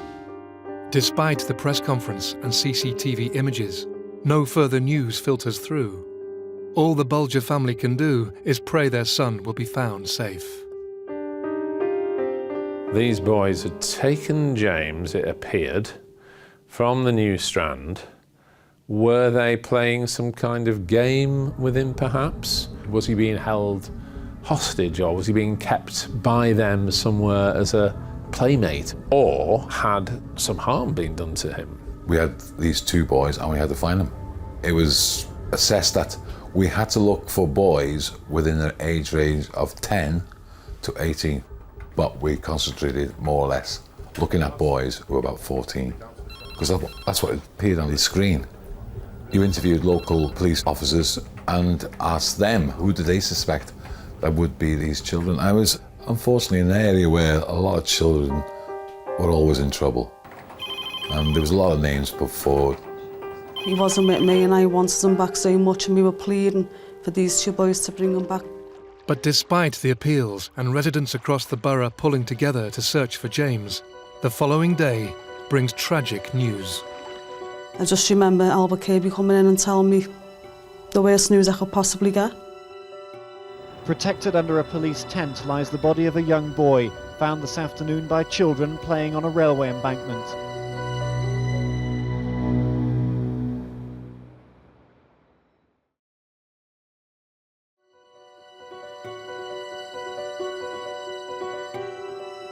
Denise Bulger and her family have been living their worst nightmare. Their only son, James, has gone missing whilst on a shopping trip, apparently being led away by two young boys. Despite extensive searches, Merseyside police received crushing news 2 days after his disappearance.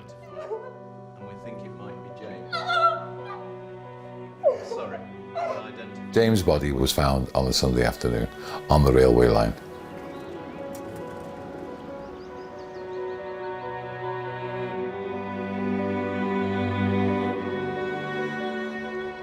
I lived under a black veil for a long time after that. Couldn't see beyond that, couldn't hear anything, didn't want to hear anything, didn't want to see anyone. Just wanted to shelter myself away from everyone, just wanted to be left alone. Couldn't believe what I was getting told. And I still believed at that time, you know, James was going to come walking through the door. Thought it was just the worst nightmare I was living. We then faced with the prospect that, you know, what the reality is that we've got a manhunt for two small children, unprecedented, unfathomable, and that's what the police are dealing with, that's what the press are dealing with, and we had to report it. It was and remains, you know, the most astonishing story that I've ever had to cover. James is found more than 48 hours after disappearing from his mother's side. He is just weeks away from his 3rd birthday. They were found by children, not by adults. And those kids must be still affected today as a result of what they saw. James is discovered with the most horrific injuries. As his family are given the devastating details, the nation pulls together to hunt for the boys from the CCTV, to try and uncover the circumstances surrounding his death.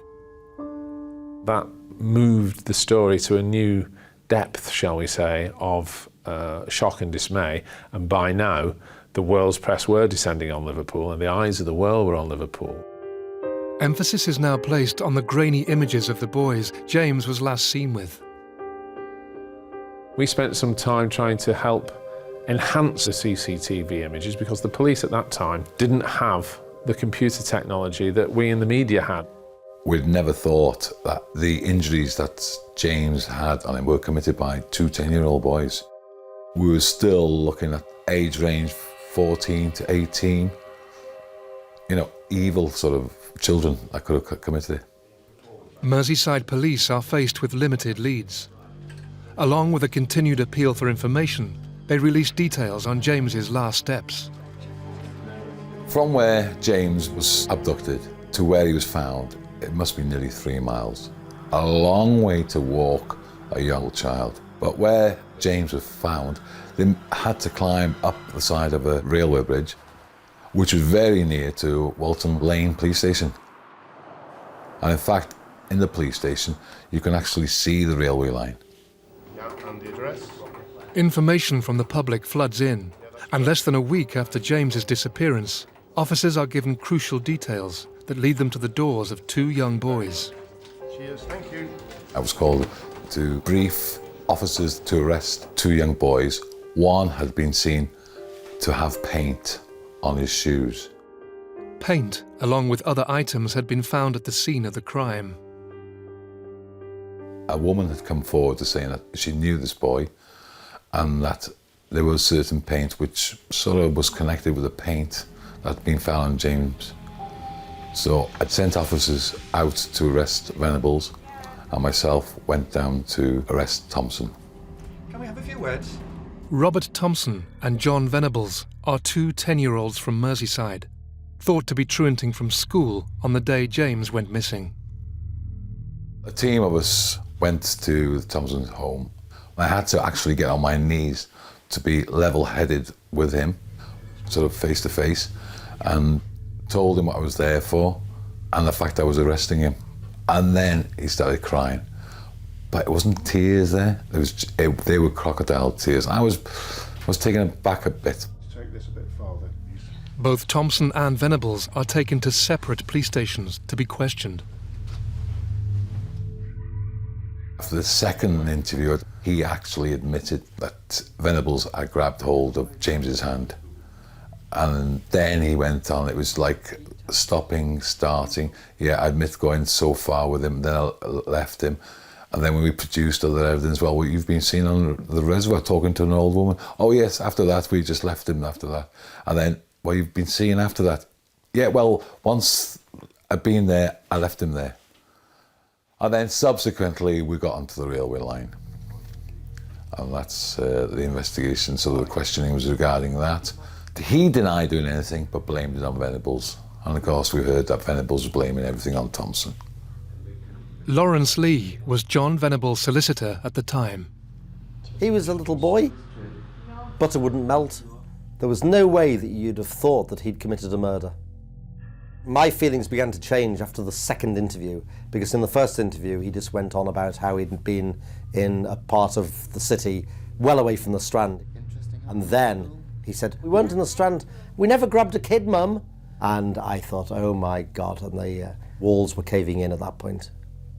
I went home, watched the CCTV footage, and I could clearly see that little boy being walked out of the shopping precinct by 2 boys, one of whom, which looked like Venables, wearing a mustard-coloured coat, clearly mustard-coloured. So I couldn't wait to get in there the next morning, and I threw the door open and I said to him, first thing I said to him, "What colour's your coat?" And he said, "Mustard." And my heart just sank. I just knew, what am I in? I felt absolutely sick to my stomach. I had to go through stages with Thompson. He was quite clever, and no doubt, in my mind, he was the leader of the 2. He was feeding Venables what to do. When we interviewed Thompson initially, he denied everything. We had to drip feed him with all the evidence that we had. But once we got to a sensitive point, one thing that Thompson did, and that gave away the fact that he was lying, when you give him a sensitive question, he shuffled his feet under the chair. They just didn't want to put themselves on that railway line because they knew exactly what they'd done. Specially trained officers spend hours questioning the 2 boys and eventually are given news that is to stun the nation. John made an admission, and his admission was, "I'm sorry, we did kill James. Please tell his mum I'm sorry." John Venables, a 10-year-old boy, uttered the words nobody had dared to believe. A child had admitted to killing another child. Meanwhile, Robert Thompson gives a different story. Thompson told me the fact that he'd taken James with Venables, although blaming it on Venables, of course, took him all the way to the railway line. The assaulter took part. He was there at the initial stage, but he left. There was a lot of facts against both of them. He's admitted being there at the scene. He said that Venables had done most of the injuries, whereas I believe differently. Grounded after the fight. And once you got enough evidence by an interview to charge him, you charge him. Along with the confession from Venables, compelling evidence from the scene also links the boys to the murder. And the horrific facts that emerge surrounding James's final hours are unbearable to hear. They're dragging him through the streets and pretending to be his brother. When they're challenged by, it is said, 38 individuals, either saw him with them and some of them challenged Thompson and Venables as to what was going on and why the child was crying. They had a ready story to hand. Oh, he's fallen over, that's why. He's got injuries on him. These are injuries that they'd inflicted. He's crying for his mother and we're taking him home to his mother, was the story they told. Very cunning, very knowing, ready with an excuse that could trick a significant number of adults. And they were able to get him onto the railway line, where they did the most unspeakable things to him, inflicted the most unspeakable injuries. It must have been the most horrendous ordeal that the child went through. You just can't imagine it. And they then put his body on the railway line. Most of the injuries inflicted on James by Thompson and Venables prior to his death are too disturbing to include in this programme. There's no doubt they were trying to make the incident look as if it was an accident and that the train had killed James. They weren't clever enough to know that, modernised forensic would determine something else. That's how conniving they were. And statements from witnesses reveal the cruel intentions both boys had from the outset. Initially, they tried to push James in front of a vehicle outside the Strand. And they also tried to push him into a canal. So they were determined to kill James. With the tragic facts laid bare, Robert Thompson and John Venables are charged with James Bulger's abduction and murder. Two children acting in concert, abducting a child from a shopping centre in broad daylight, bringing him to his end in horrific circumstances, and then seeking to make it look like an accident. This is completely unprecedented. This is unique in recorded world history. There has never been a murder case quite like this one. I thought, there's no way two 10-year-olds could have harmed a 2-year-old. It's just impossible. But when I seen the faces on them, I did believe then that they could have done something, what they did do to them. There was a point where I didn't want to live anymore. I just wanted to end everything. If I couldn't have protected James, then I didn't want no one to protect me. Merseyside police now face their rarest case in criminal history. 2 young boys charged with murder. As the nation mourns the loss of James, the public outpouring of grief and rage intensifies.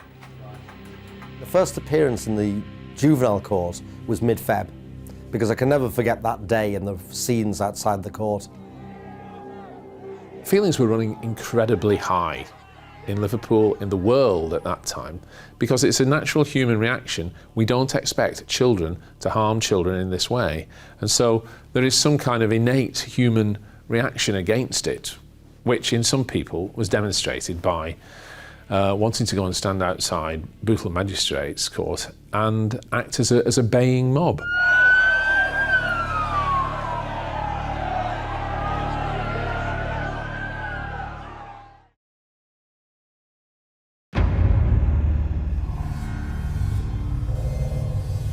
Two young boys from Merseyside have been charged with the murder of toddler James Bulger. As the public vent their anger and disgust, the victim's family try and prepare themselves for an unprecedented trial. I just wanted to see them two going down for the crime that they committed. Following the initial appearance at the Magistrates' Court in Bootle, just 10 days after James's death, the trial for the 2 children charged with murder is set for later that year and brings further torment. I know they were only 10, but I don't care. They'd done the most horrendous thing to me. And more than anything, no one could hurt me other than that. I just wanted to see justice done for James. There were queues outside the court because there were 44 seats available for the public to listen in. and they'd be queuing up all night to get in. It was just like a show trial.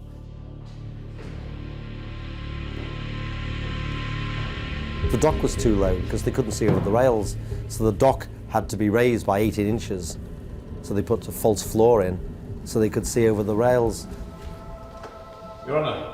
This is the most grave crime imaginable.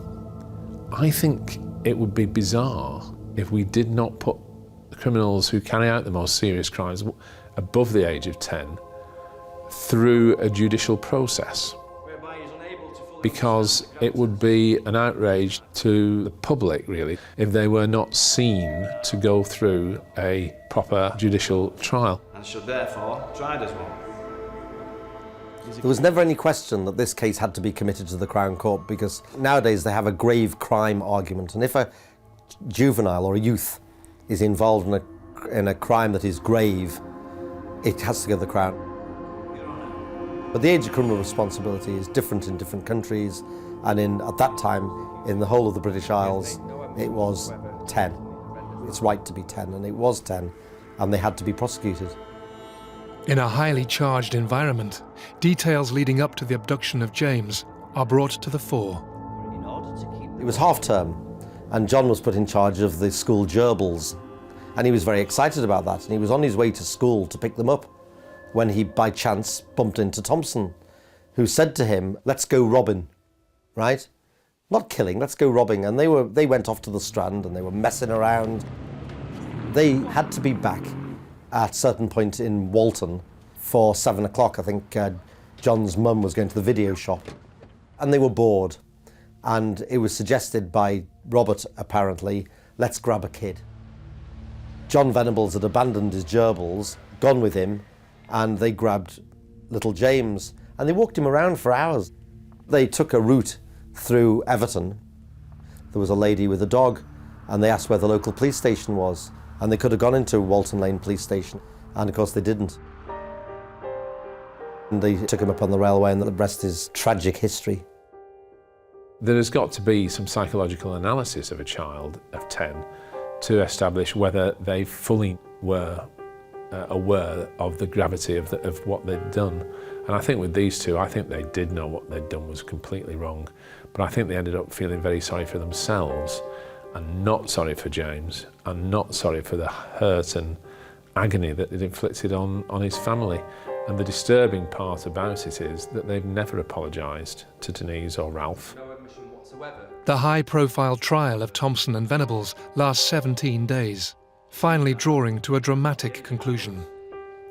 The only time I did go to the court was the last day, when I got to see the backs of their heads, and all I seen them was shoulders moving where they were sniggling.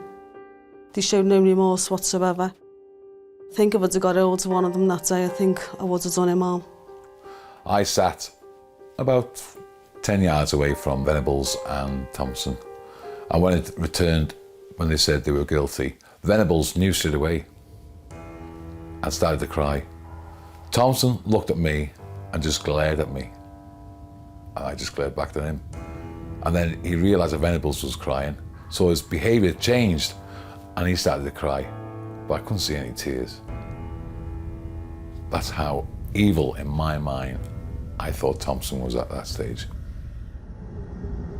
After the verdict is delivered, the judge takes the unusual step of revealing the identities of the young killers, along with details of their backgrounds. An unprecedented decision in British legal history. Well, the judge is under an obligation. If he thinks that it's in the public interest to know the identity, then he has the power to reveal it. And he weighed up all the circumstances, because until now, Venables and Thompson had been boy A and boy B. I was always against their identity being revealed. Not because of John, I wasn't bothered one iota about John, but he had a family who was completely innocent, of course. The names behind the faces are now in the public domain, but the decision is greeted with mixed feelings, and years later will require the killers to be given new identities at a considerable cost to the taxpayer. James's family now have to wait to find out how long his killers will be detained for. At the end of that court case, I was believed that they were going to serve many, many years, which were the words of the judge. Officers take them down to the cells. But the final tariff imposed on the convicted child murderers provokes huge political debate and sparks a national uproar that will continue for decades. In the aftermath of the trial, of course, we had the judge setting the tariff that they were to serve 8 years. I felt let down. I felt like I'd let James down. I thought it was a joke. I felt they were laughing at me, Thompson and Venables, and I felt Thompson and Venables were laughing at the government. I certainly thought they would get 10 years. I thought 8 years was not enough because it was only going to bring them to 18, 19. Now, they were only going to be held in children's homes till they were 17. That would mean no real punitive nature to the sentence because they would never serve any time in an adult institution. It would simply be schooling in a special school, which was secure. I don't think that would or did serve the public interest. I think it was actually detrimental to them. As Thompson and Venables adjust to life in separate young offenders institutes, their sentences are reviewed just 10 days after the trial by the Lord Chief Justice and increased from 8 to 10 years. But this does little to dampen the fury surrounding how long they will serve. Everyone was in uproar at the sentence that Thompson and Venables were given. You know, I can't thank people enough for the way they've still backed me to this day. There was a huge outpouring of disbelief and calls for the sentence to be increased. There was a petition gathered through a national newspaper that was presented to Downing Street. Hundreds of thousands of people signed up, and Michael Howard, who was the Home Secretary then of an outgoing Conservative government who wanted to appease the public, increased that tariff to 15 years. In a landmark decision, the government listens to the swell of public opinion, with almost 280,000 people signing the petition to increase the killers' sentences. Thompson and Venables will now spend an extra 7 years without their freedom. I wasn't pleased with it, but I would have learned to live with it. I would have said, well, you know, at the end of the day, they have done 15 years, or going to do 15 years, you know, we can't ask for more than that. Because I knew one day they would have had to walk again. You know, I didn't ask them to be locked up indefinitely. This was something that we weren't involved in because we're criminal lawyers, we're not politicians. And they went to new lawyers to appeal to the High Court, but then they wanted to go to the European courts. As representatives for the murderers hit back and quickly argue the decision, the new 15-year tariff is a short-lived victory. The House of Lords rule the increase as unlawful, and in a huge blow to James's family, decide to bring his killer's sentences back down. When it got brought back down, when they said it wasn't down to Michael Howard to increase it, it was just another knife in the back. And I just thought, how much more can we take as James's family? It's just one hurt after the other. Once the 15 years was been up, you know, they could have walked and I wouldn't have been looking for them, no one else would have been looking for them. They certainly wouldn't have been looking over the shoulders waiting for an attack on them. Because at the end of the day, they would have served, you know, an adult sentence for a murder anyway.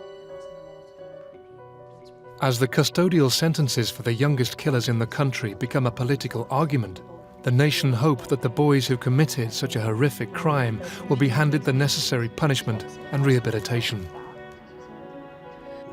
There has to be punishment, but within that punishment, there has to be rehabilitation because they can't be released into society unless they're sufficiently rehabilitated, unless they satisfy the parole board. But despite the young criminals being housed in detention centres with strict rules and guidelines, Denise and her family receive information that brings little comfort.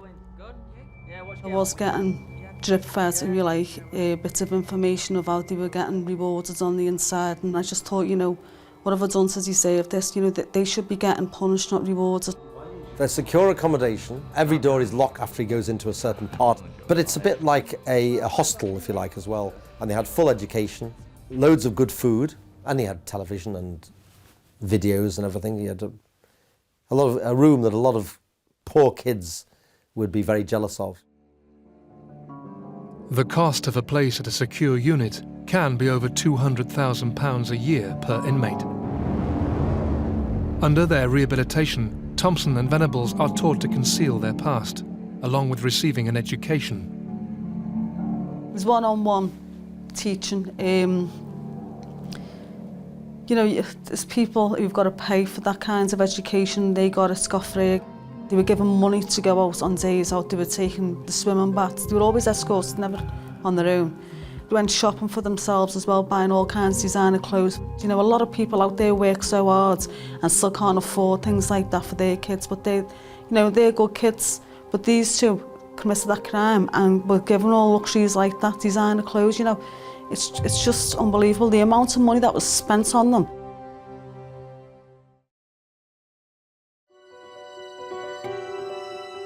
Two-year-old James Bulger has died at the hands of two 10-year-old boys in a cruel and sustained attack.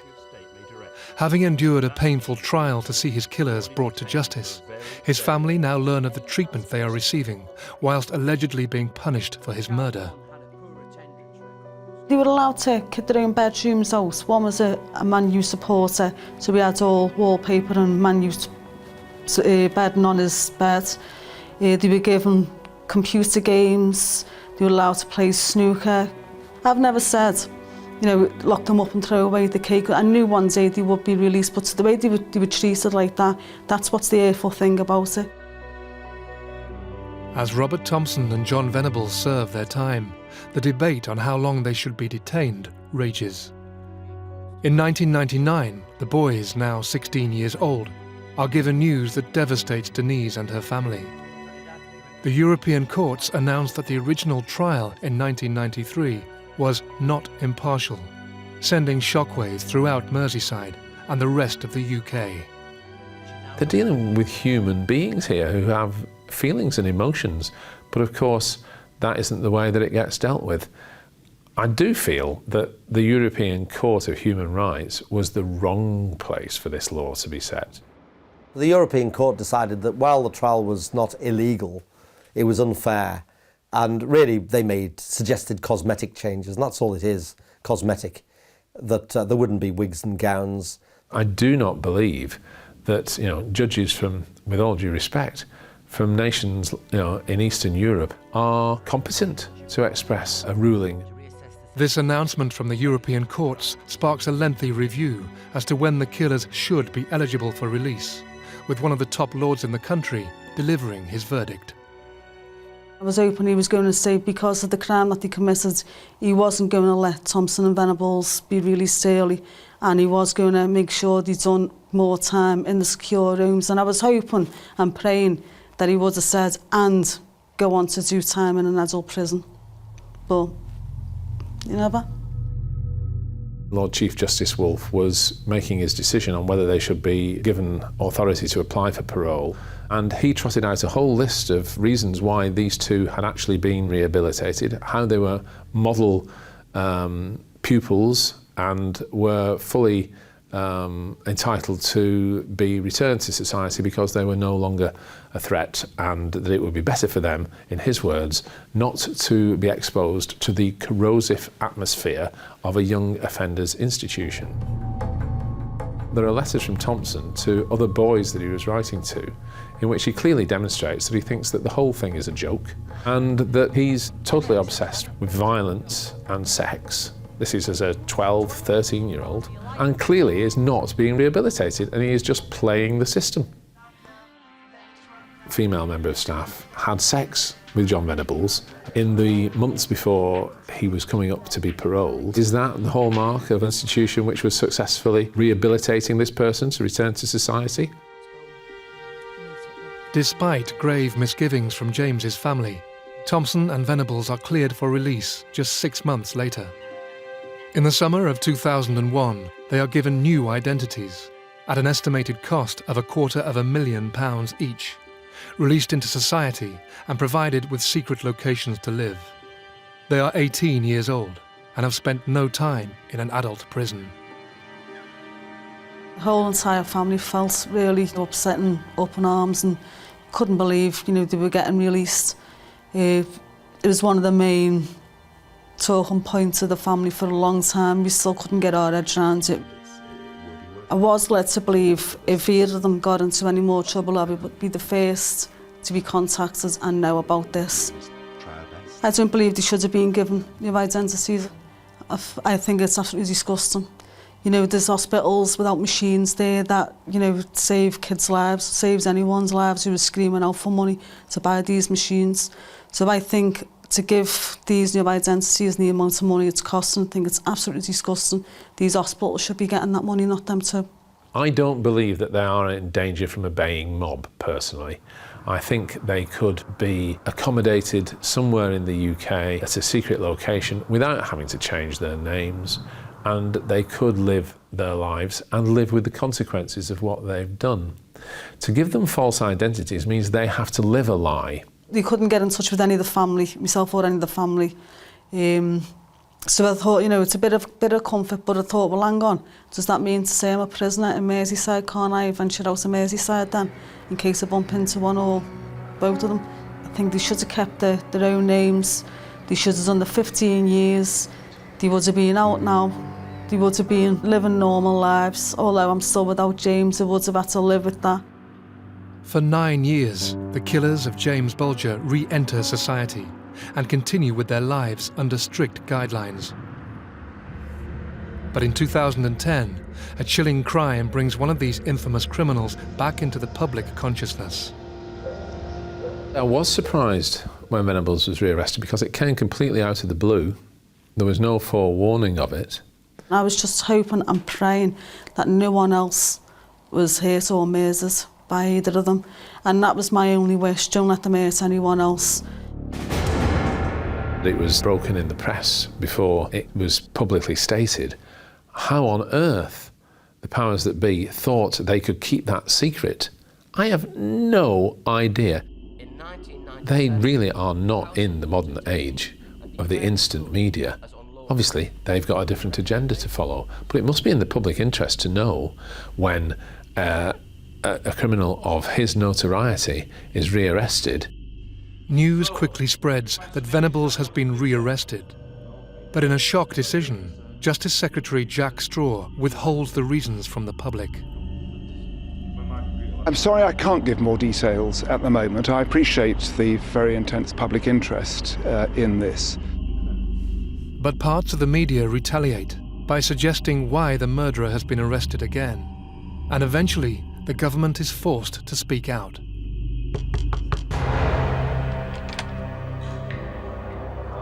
The police were called into his flat or apartment, wherever he was living. They went through his computer, in which Venables tried to snatch the computer off them and tried to smash it up into bits. As thick as he is, the police managed to get the computer off him. And that's when they found all the child porn on it. If you're resisting arrest, sir, we have a warrant for this, sir. Be arrested. Rumours that James's murder may have involved a sexual nature circulated when he was killed. Now this new allegation calls Venables into question once more. I was absolutely blown over by news that it was Venables. When that came out, I just couldn't believe it. After considering all of the evidence at this trial, it is clear that the intentions of this person were sinister and wrong. As Venables appears via video link in the courts, Denise and her family are to learn further alarming news. Venables was reported drinking in Liverpool. In nightclubs, he's been reported into going to Everton games, which is only 5 minutes away from where I'm living. Although not Everton supporters, but Everton have supported my charity in the past. Could have been sitting right next to him. I could have spoke to him. I could have even had a drink with him. I don't know. I've got family who are Everton supporters and do go to the matches. I've got nieces who drink in Liverpool. How do I know that any of my nieces haven't been chatted up by Venables? One of them could have brought him home to their houses. No one would know in the family.